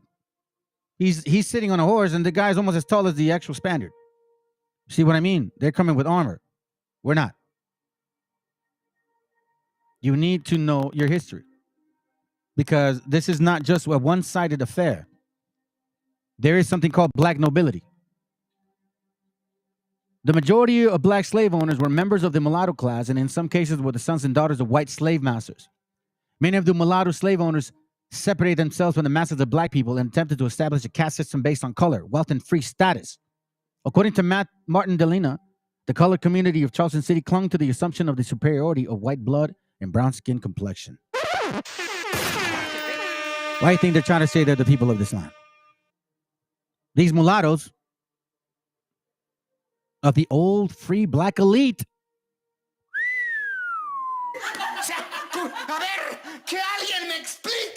Connecticut Church with dark-skinned blacks of Charleston City.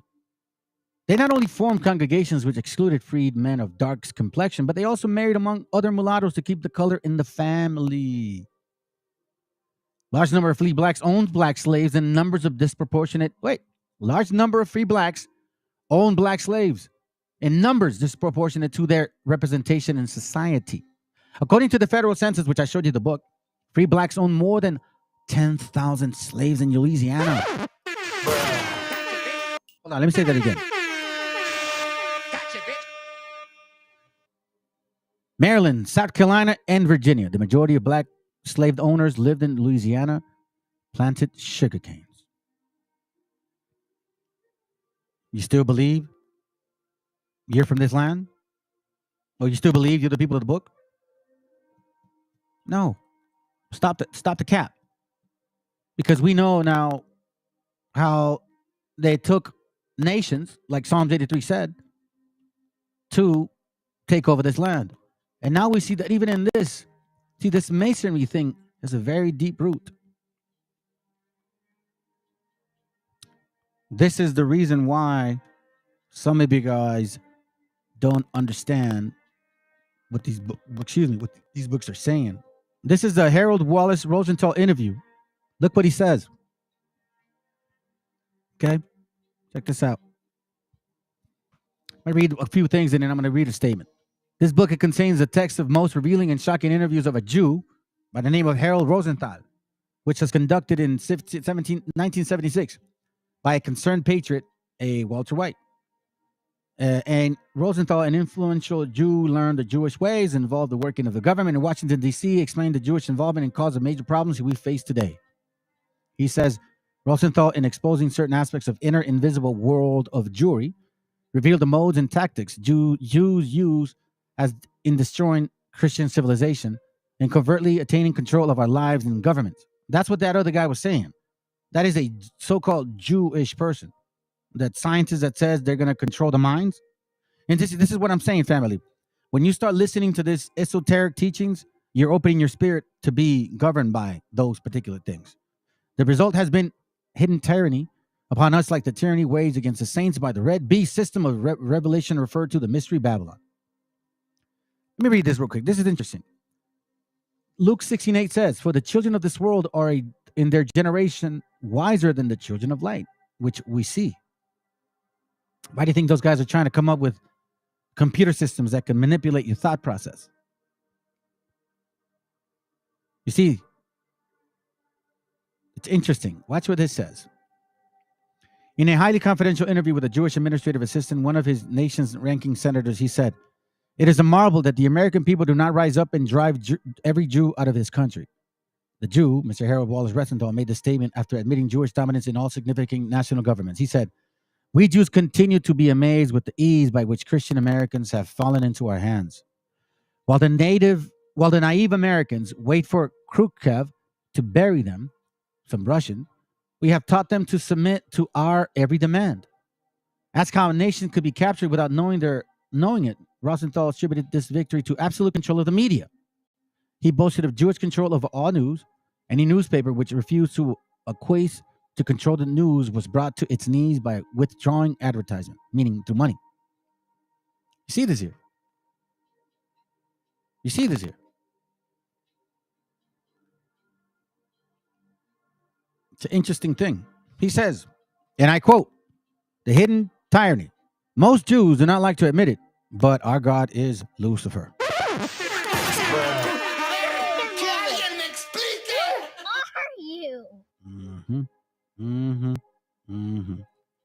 Let's kind of finish this out real quick. Even while he was still alive, his wisdom reached across continents. The earliest Egyptians named him the scribe of the gods. He was deified by the Greeks as the god of wisdom. The ancient Romans named him Mercury. Hermes discovered alchemy, which developed into chemistry. He created the concept of astrology, which became astronomy. For his wisdom, he is known as the Master of Masters. The Kabbalion is premised on the theory that there is an intelligent, thinking substance that pervades all space and time. Even while That's the thinking that I'm talking about, family. You see, this is the teachings that are going on right now through Buddhists and yoga and all these self-healing, meditation, frequency sounds. You know, like the dude 432 drop, hey, yahoo, or whatever the fuck is, whatever he says. We're seeing this teaching. And you see, when you open yourself up to this type of teaching, now I understand why that scientist said, there's no God. We can control you now. Because if you are not saturated with the word, what are you going to be saturated and controlled by? If your spirit is independent from your brain, imagine how, like I said, your brain is like a computer. You can be manipulated, which is why you have to guard it. This helmet of salvation. It's not a joke. This is serious stuff. Listen to this again. While he was still alive, his wisdom reached across continents. The earliest Egyptians named him the scribe of the gods. He was deified by the Greeks as the god of wisdom. The ancient Romans named him Mercury. Hermes discovered alchemy, which developed into chemistry. He created the concept of astrology, which became astronomy. For his wisdom, he is known as the Master of Masters. The Kabbalion is premised on the theory that there is an intelligent, thinking substance that Master of Masters. I found that so interesting. Remember the class I did on the who Saint Germain is? Remember that? Check this out. 1845, a mysterious man was arrested in London and charged with spying. He called himself the Count of Saint Germain. And for almost 200 years, the Count of Saint Germain was present at every significant political event in the world and always looked the same age. Some say he walked the earth during the time of Christ. Some say he walks the earth still. This is his story. 1845 was a difficult time in England. The Jacobites, propped up by the French monarchy, had seized Edinburgh that summer. England was capturing, imprisoning, and executing spies everywhere. The man who called himself the Count of Saint Germain was arrested in a coffee shop under suspicion of espionage and was taken in for questioning. The Count's captors quickly learned that he was fluent in every European language and other languages from around the world. Still, he wouldn't tell them where he was from or what his name was. Horace Walpole, the Prime Minister's son, wrote that Saint Germain could sing, compose, and play the violin so well that one would have thought he was a famous musician. Though he appeared about 45 years old, nobody had seen him before. While in custody, he gave details about historical events that only an eyewitness would know. Saint Germain's jailers found him extremely odd. And during this time of rebellion, foreigners in England were imprisoned simply for being foreign. Yet somehow, without giving his real name, age, or place of birth, the Count of Saint Germain was set free. Saint Germain's secret documents, she actually had a copy of a memoir written a few years earlier. And the memoir didn't contain mystical knowledge, just biographical information and stories about a charming man who is good at talking people's ears off. Eventually, Blavatsky was exposed as a fraud by a whistleblower in her movement. But plenty of occultists were fans of the Count. Look, maybe Guy Ballard really did meet Saint Germain on Mount Shasta. I don't know, I wasn't there.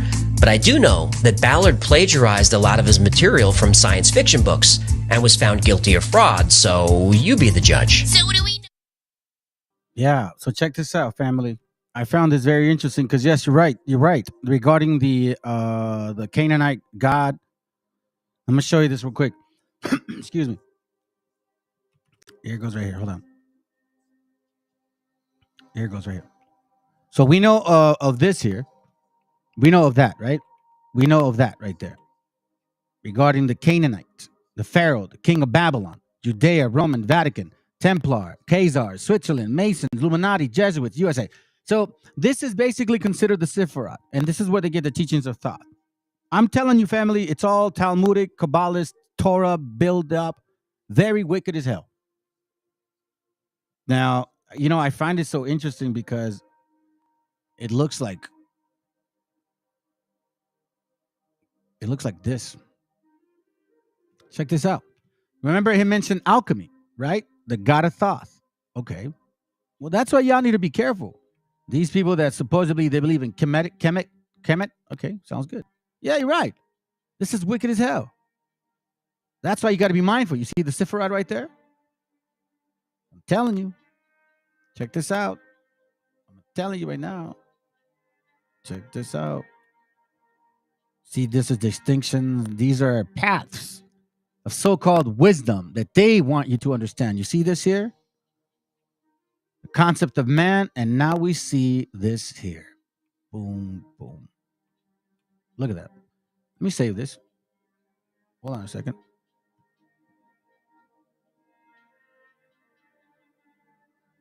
Egyptian tree of life. Because that's what it is. Egyptian tree of life. So check this out.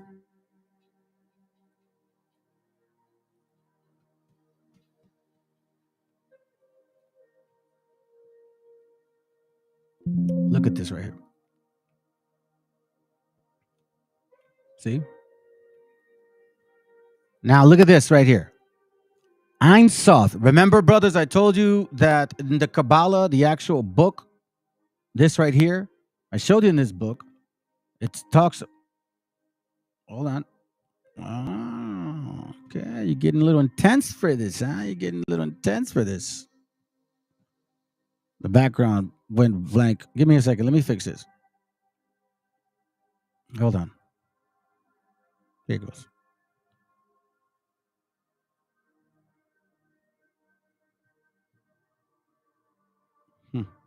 Weird, but it's all good. It's all good. You're not going to confuse me, bro. I know you're trying to be demonish. I know you're trying to be demonish. Demonish. Check this out.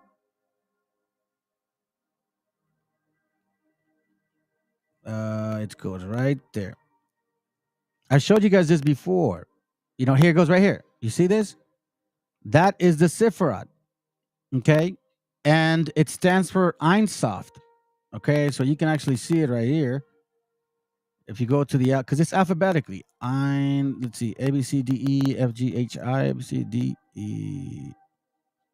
Where are you? H I. Here it goes. Ein Sof. This does cover on. It's probably gonna try to hide from me. Nah, I'll find it. Check it.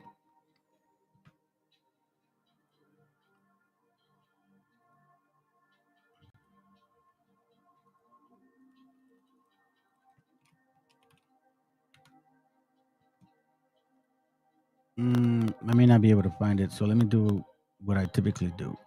I'm just gonna go here, stick to the point, because I cannot. Here it goes right here. Okay, so we see that this is the Kabbalah. This is where the origin of Kabbalah. We just checked it out right now. You see, Ein Sof. That's what they call this name. The tetragrammaton is what they call it. Okay. Here goes. I think it's up here. Oh, there it goes. You see this? The Supreme Being says the Kabbalist is an absolute and an incredible unity, having nothing without him and everything within him. He is called Ein Sof, the infinite one. Ein Sof, limitless, the crown, light. Check this out. Archdevil, Satan, Keter, God, name, enlighten. I'll be like the Most High. I will ascend myself as the stars. The 12th path, the magician, the intelligence of transparency, which means what? If you believe in this stuff, if this is engraved in you and you think you are your own, and you really believe in that particular type of spirit, guess what, man? You're going to be manipulated. And I'm telling you right now that this is what they consider doing. And now I understand why we're dealing with principalities, powers, rulers of darkness, people in government. Archive devil. That's why they call it evolution, evil solution. There's no evolution. The Lord of the house of God. Look at this. Annie Booth. What are you talking about? Look at this. Malkuth. Nahima. You see? You see this right here? Demon. Now, how similar is this to this?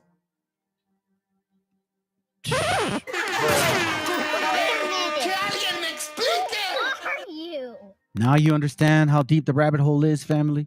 Ein Sof, the Supreme Being, the Kabbalist concept. And this is what a lot of you actually believe in, and you don't even know it.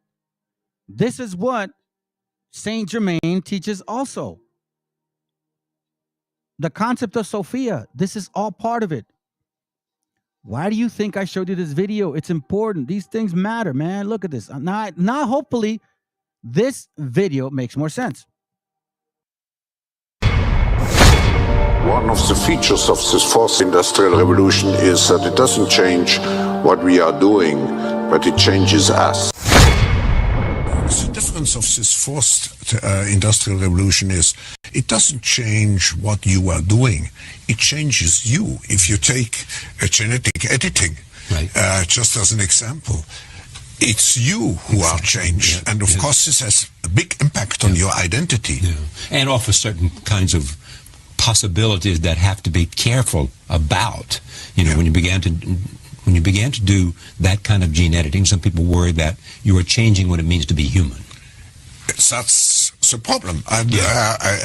Of course, the new industrial revolution offers us many opportunities, but it raises manifold questions on the ethical, but even legal implications. And we have to be prepared for it, and that's what we want to do in Davos next year. Talk about technology and how the ways it can be deployed, that contribute to growth rather than exacerbate unemployment. How will that implement itself? It's a big question mark, because there is a fear that technology, robots, just to take one you gain element, productivity from machines. Exactly, and it replaces maybe the workforce or jobs faster than we can replace them. Humans are now hackable animals. Let that sink in for a moment. Humans are hackable animals. What does the Talmud say? What does the Mishnah say? It's in here too. In case you don't know, let's look for it real quick. Check this out. Check. Oh, you're gonna play games with me now, huh? Okay, I see. Yep, I can see a little bit of issues going on in the back end here, but it's okay. Check this out, family. Let's get a little idea of what this Talmud is. That's why when people say certain people are your people, and you're like, well, they study this shit. What are you talking about? How in the world could they be the people of the book, like succeed and be on the right side with the Most High, if they're over here teaching all this stuff that has nothing to do with the Bible? They created their own books, their own understanding, their own teachings. The Talmud, the Mishnah, the Zohar. And you're nah, bro. You can be that shit. You are, not me. And if that don't make me a Hebrew, then it don't make me one, bro. And I'm good with that. Check this out, fam. What is the understanding of this book here?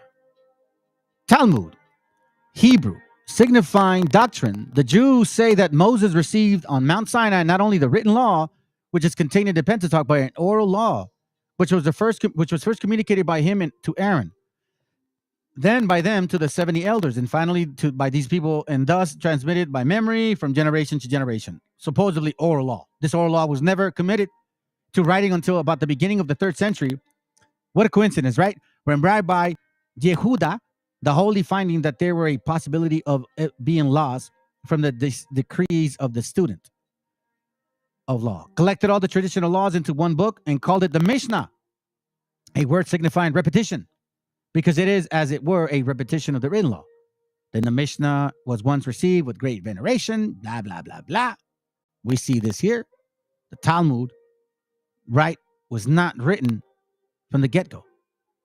This, what I believe, and at least from my understanding or findings, is that this is the Babylonian teachings of Zoroastrianism.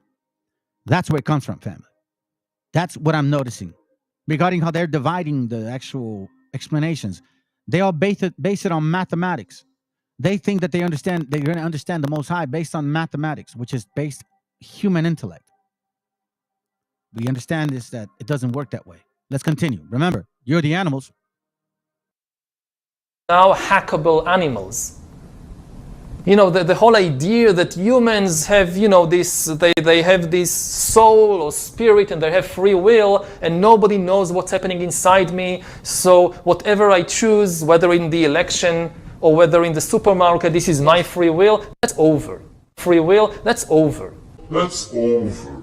Over. Today, we have the technology to hack human beings on a massive scale. Yeah, everything is being digitalized. Everything is being monitored. In this time of crisis, you have to follow science. It's often said that you should never allow a good crisis to go to waste, because a crisis is an opportunity to also do good reforms that in normal times people will never agree to. But in a crisis, you see, we have no chance. So let's do it. Vaccine won't help us go to the test, of course. The vaccine will help us, of course. It will make things, more manageable. Surveillance. People could look back in 100 years and identify the coronavirus epidemic as the moment when a new regime of surveillance took over, especially surveillance under the skin, which I think is maybe the most important development of the 21st century, is this ability to hack human beings, to go under the skin, collect biometric data,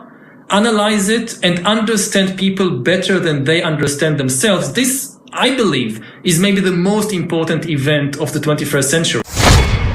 So does the data about my DNA, my brain, my body, my life...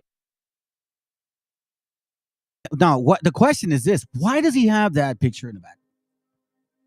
I'm asking that question. I'm going to read this in the meantime. Humans are hackable animals. That's why they refer to herd immunization during that jab distribution, thus calling us the sheeps. Farm animals equals pharma animals. Pharma. Remember that scripture? Pharmasuka. What is it? Revelation 18, I believe. Pharmakia. They call it, right? And through their pharmakia, I think it's this one. To their enchantments, they call it. I cannot remember. If you guys know the scripture, please, by all means, let me know. But again, why do they have this picture up here?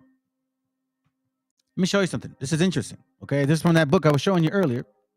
All right, here it goes. All right, hold on a second. I don't want to lose the page. Page 8. Okay, let me show you something. Harold Wallace Rosenthal interview, 1976. All right, we're going to go to page 8. Check this out. It says here, we have castrated society through fear and intimidation. Its manhood exists only in combination with a feminine outward appearance. Isn't that what they're doing now? Androgynous concepts. Being so neutered The populace has become docile and easily ruled. As all geldings in nature, their thoughts are not involved with the concerns of future or their prosperity, but only with the present toil and next meal. Think about that for a moment. Let me go to page 2 real quick. Where are you at? Let me see if I can find it. Hold on. Is it in here? Yep. Hold on a second here. There it goes. Here it goes. Right here. Check this out. This is what I didn't read at the end. And I should have. It says here, where are you at? This, hold on a second. This submission. Is it in here? Give me a second, family.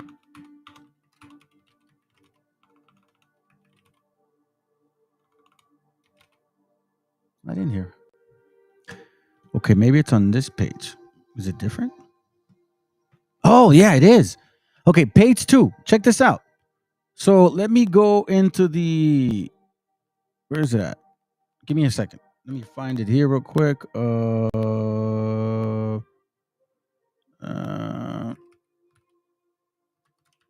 Okay, here it goes right here, okay? The Jew, Mr. Harold Wallace Rosenthal, made the statement after admitting Jewish dominance in all significant national programs. He said, we Jews continue to be amazed with ease which Christian Americans have fallen into our hands, while the naive Americans wait for Khrushchev to bury them, taught them to submit to our every command. You see, while the naive Americans wait for Khrushchev to bury them, taught them to submit to every command. This submission must be made possible. The gradual adoption of Talmudic concepts as being Christian. Gotcha, bitch. I told you. That's why you guys need to be mindful, thus producing a Jewry society. And it is what Rabbi Martin Siegel calls the Judaization of Christianity. Family, do not be fooled. This is literally going on right now. And people are complaining. Well, guess what? Don't feel sorry for them. Because we've been getting this shit for years. They're just trying to figure it out now. Revelation 18:33. Thank you, sis. Revelation 18:23. And it says, and the light of a candle shall shine no more at all in you. And the voice of the bridegroom and all the brides shall be heard no more at all in you. For your merchants were the great men of the earth. For by your sorceries were all nations deceived. By your sorceries, right? Verse 23. Let me see what it says here. By your, hold on. Move out the way, yo. By your pharmakia. Let's continue. Does it belong to me, or to some corporation, or to the government, or perhaps to the human collective? Now, I'm going to show you something that some of you guys probably would not accept. I know that this person was liked a lot. I did too, like him. But then you got to do what you got to do to bring it out, family. ¿Por qué AMLO? You got to do what you got to do to bring it out, family. This is about this guy here. Let's go. Dice, viva la fraternidad universal en sus gritos de independencia.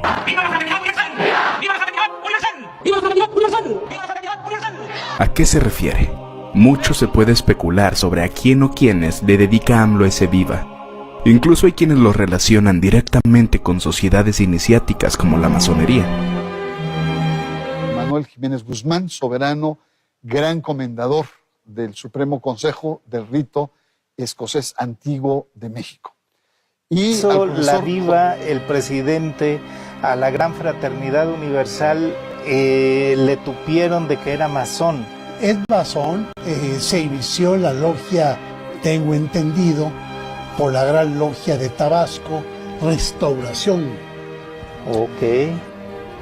Yo llevé una excelente relación con el señor presidente López Obrador cuando fui ya por tercera vez diputado local, antes asambleísta, y el jefe de gobierno. Ok. hacemos una reunión masónica que no puede negarse, está grabada ahí mismo, en el Salón Juárez del gobierno de la ciudad. Y le entregamos una espada flamígera, que es la espada de la virtud, del poder que castiga o que premia.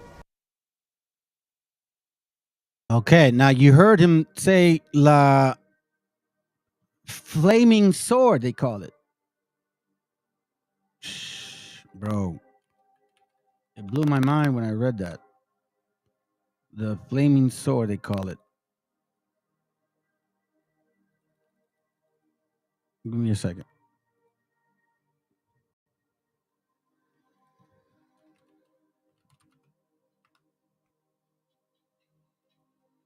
Is it flaming, I believe? Where's it at? There it goes. You see this? Let me play it again because he said it. Okay, let's listen to it again. Del gobierno de la ciudad. Y le entregamos una espada flamígera. He says that que le entregaron una espada flamígera, a flaming sword. So it says here that a flaming sword whose blade is of a spiral or twisted form is called by the heralds a flaming sword. Now, I want to show this to you. Not for any particular reason, but I find it so funny that this would be of a particular topic. I want to show you this real quick.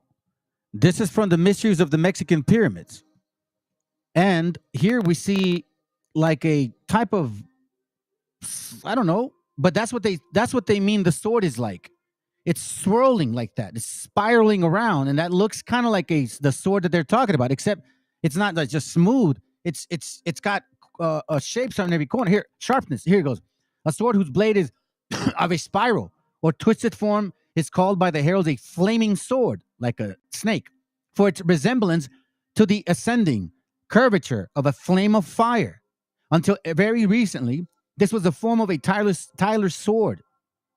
Careless and ignorance has now in many lodges substituted it for a common sword of any form. The flaming sword of the tiller refers to the flaming sword which guarded the entrance to paradise, as described by Genesis 3:24.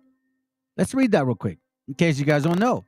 Genesis 3:24. And let's read it in the Sefer 3:24, and it reads, so he drove out the man, and he placed at the east of the garden Eden cherubims and a flaming sword which turned away the guard of the way of the tree of life. Gotcha, bitch. You see what I'm saying? There's some deepness in this. So he drove out the man, and he placed the east of the garden of Eden cherubims and a flaming sword which turned every way to keep the way of the tree of life. And as Rafal has translated it, the flaming sword which revolveth to guard the way of the tree of life. Its former times where symbols and ceremonies were more respected than there are now, when collars were worn, and not ribbons in the buttonholes, and when the standing column of the senior warden and a recumbent one of the junior during the labor to be reversed during refreshments were deemed necessary for the complete furniture of the lodge. The cavalry sword was unknown as a Masonic implement, and the tillers always bore a flaming sword. It were better if he could get back the old custom, which again we see it right here.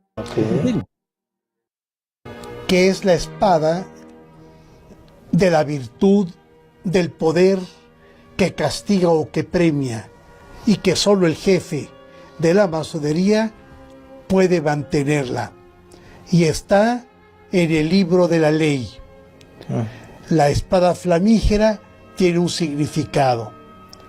Entramos a su oficina y dijo, esta espada estará en mi credenza para que siempre recuerde que soy liberal. Es una secta secreta que ha sido sin duda la más influyente y de más larga historia en Occidente, como mínimo, ¿no? Con una enorme repercusión en la política, pero sobre todo lo que yo siempre destaco es la repercusión que ha tenido en el pensamiento occidental, en el cambio de valores sistemático que ha ido buscando desde que existe en el siglo XVIII hasta la fecha. Así que esa transformación de la civilización occidental, en primer lugar, sobre todo ese cambio de paradigma, de valores, de creencias, en buena medida se debe a la acción de la secta. En grados hay 33, según en cuales las connotaciones religiosas anticristianas están muy claras. He puesto el ejemplo de uno que conozco bien y que he solido llevar lo publico en mi libro sobre el tema también, tomado, insisto, de don Manuel Guerra.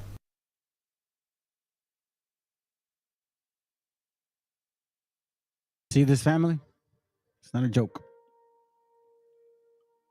It's difficult to know and find things like these that cause us to really reflect on how far this goes. How deep is this rabbit hole? You know what I'm saying? Like how deep is it really? Like where are we going with this stuff, man? It's pretty amazing that we're getting to this particular part of this life of ours.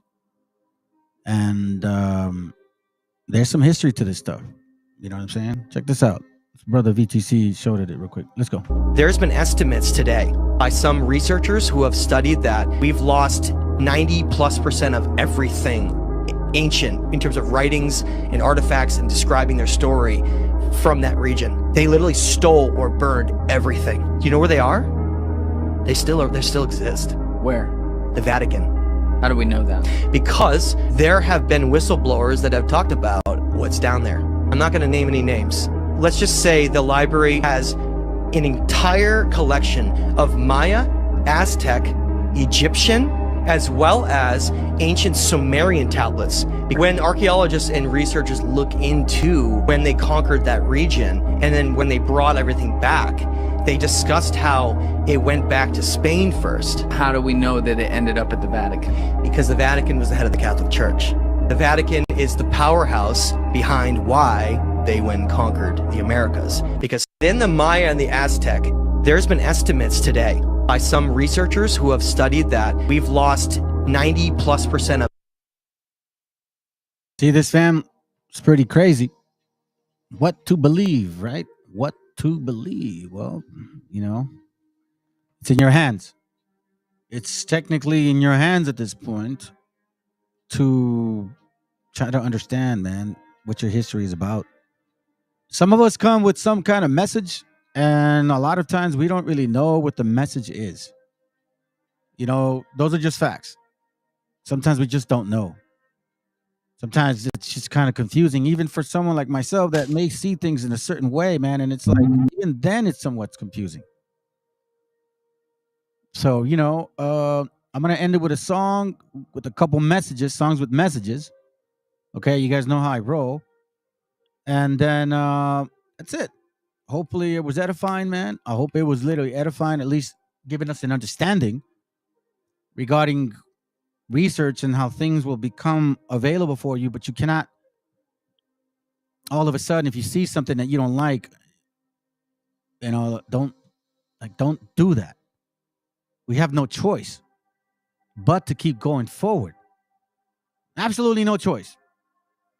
So, with that being said, family, hope you guys have a good night. Hope it was. I hope you guys appreciate what I showed y'all. And please, by all means, please share, like. If you're new to this channel, subscribe. I would like for you guys to share with your family, if anything. Everything that I show you guys, please confirm it. And again, this is an actual journey. It doesn't end until it ends. All right. So you guys have a good night and appreciate you guys being here. Shalom, sis. Elisheva, Guaracaya, what's up, bro? Julio. Hey, man. Elise, that's my daughter's name, Ellie. It's a very, very pretty name. Thank you. VTC, what up, bro? Quam, Ben, what up, bro? And then Tlake next Kimiti, I believe. Okay. And anybody else that I miss. Jeremias, buenos días. You too, brother. Have a good night, Ben.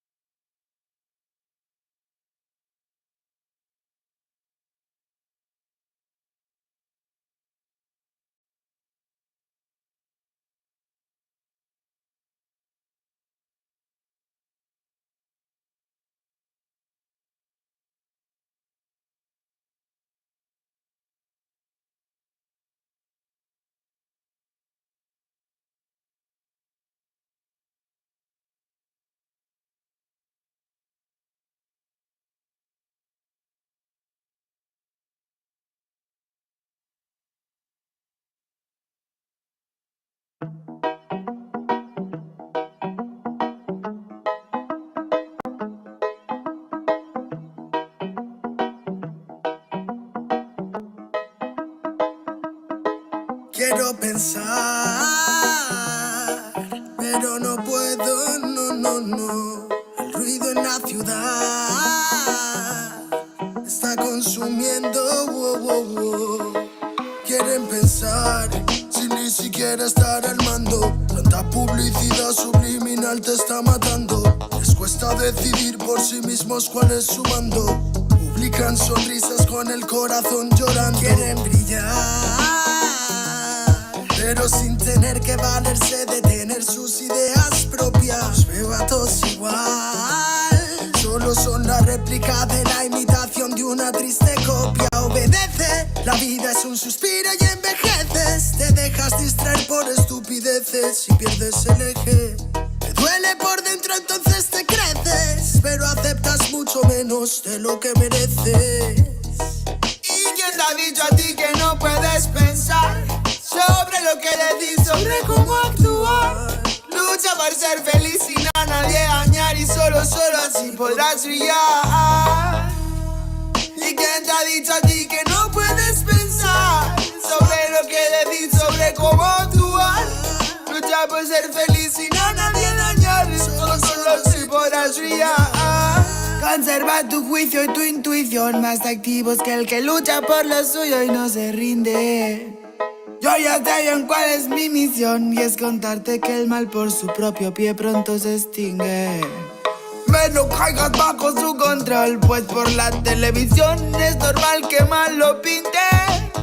Tú mantente firme en conexión con la fuente de creación, vivirás siempre de fin de. Dios abre los ojos, dime lo que ves. A tus propios hijos matándose por billetes.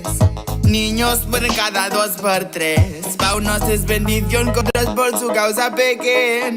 Y yo que intento ser un ser crístico, voy bendiciendo hasta los diablos. Piensan que es cierto el mensaje típico. Dicen que invento lo del engaño, y mientras lucho contra mis errores, demonios escucho, me ofrecen soluciones, pero sé que hay un ángel que quiere que mejore. Me dice haz un trabajo interno antes de que lo ignores, antes que otra vez llores y se llenen los mares de pena y de dolores, ya que en mi mente no caben. La paz no va en un sobre, somos algo importante, nunca te revelaste y por eso no lo sabes. ¿Quién te ha dicho a ti que no puedes pensar sobre lo que decís, sobre cómo actuar? Lucha por ser feliz sin a nadie dañar y solo así podrás brillar.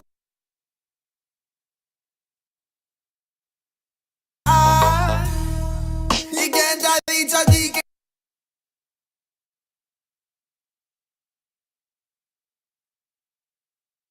no puedes pensar sobre lo que decís, sobre cómo actuar? Lucha por ser feliz sin a nadie dañar y solo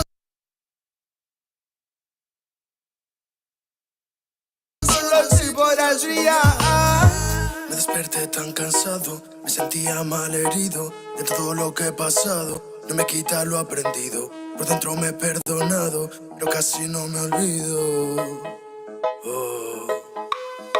Me desperté tan cansado, me sentía mal herido de todo lo que he pasado. No me quita lo aprendido, por dentro me he perdonado, pero casi no me olvido, no.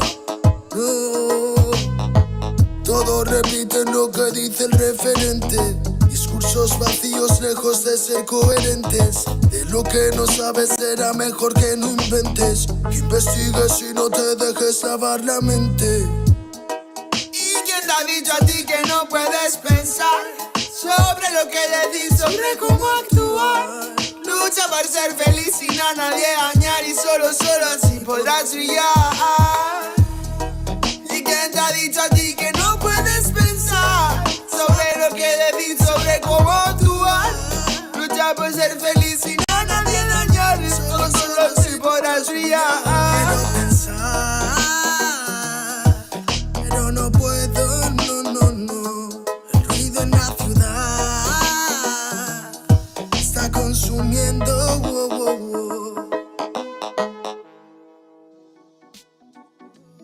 Se ve tan mal. Cuando miras a otro lado, los fantasmas del pasado no se detendrán hasta verte derrumbado. Peores lo hemos pasado. Andaba a golpes con la tristeza. Me aportó riqueza, me otorgó sabiduría, pues.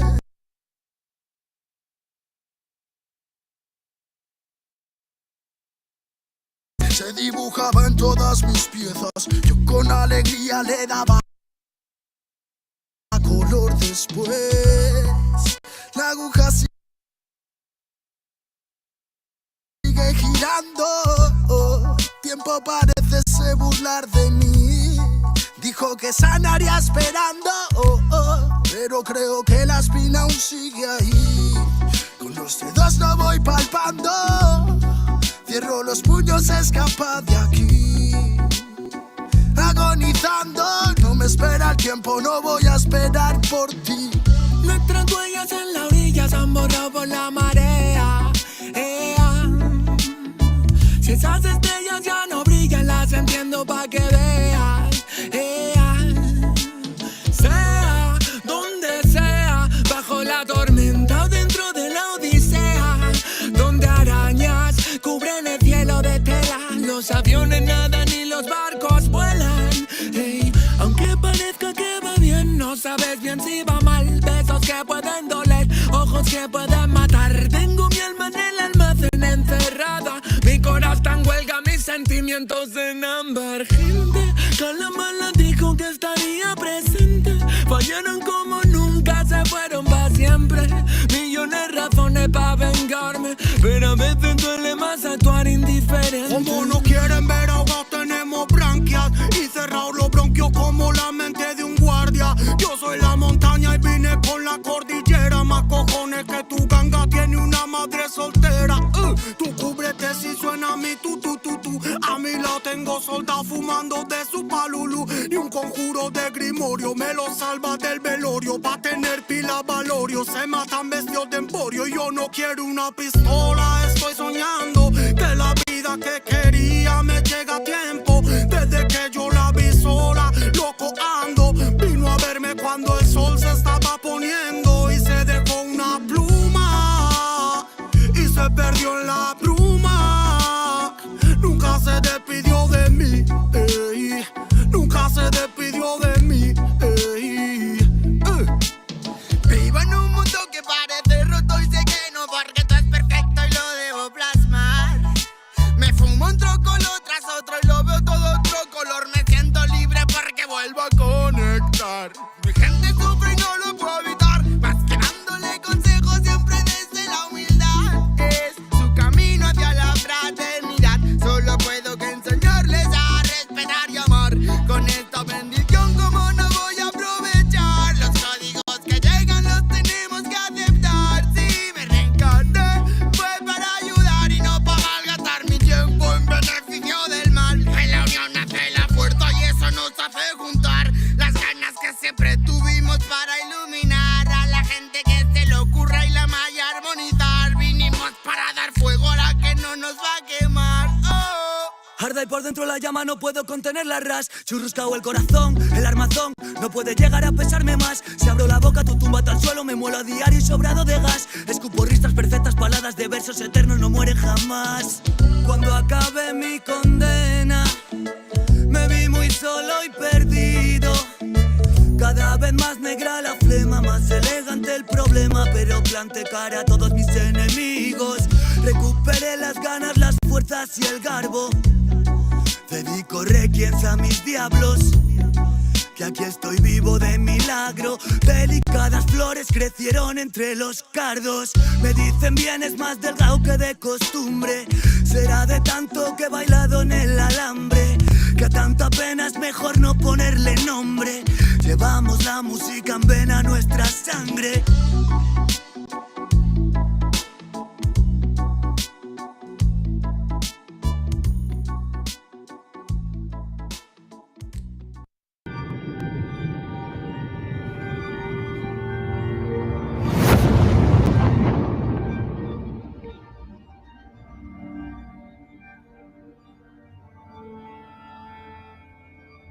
y Cal.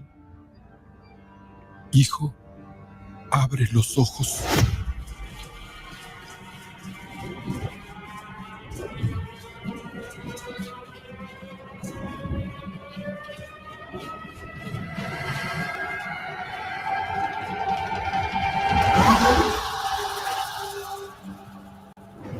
Tu cuerpo se queda con nosotros, pero tu espíritu debe seguir.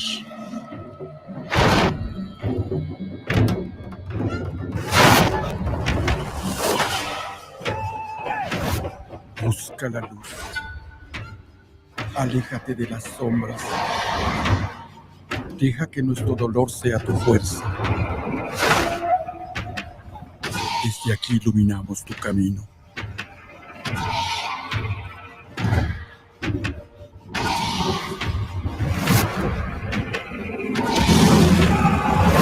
Lucha como nosotros ante esta pena tan grande.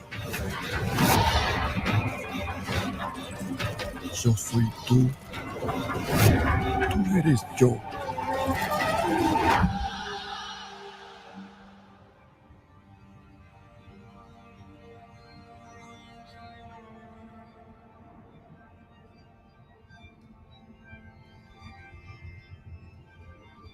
La muerte que hoy nos separa, mañana volverá a unirnos. Eres libre, hijo.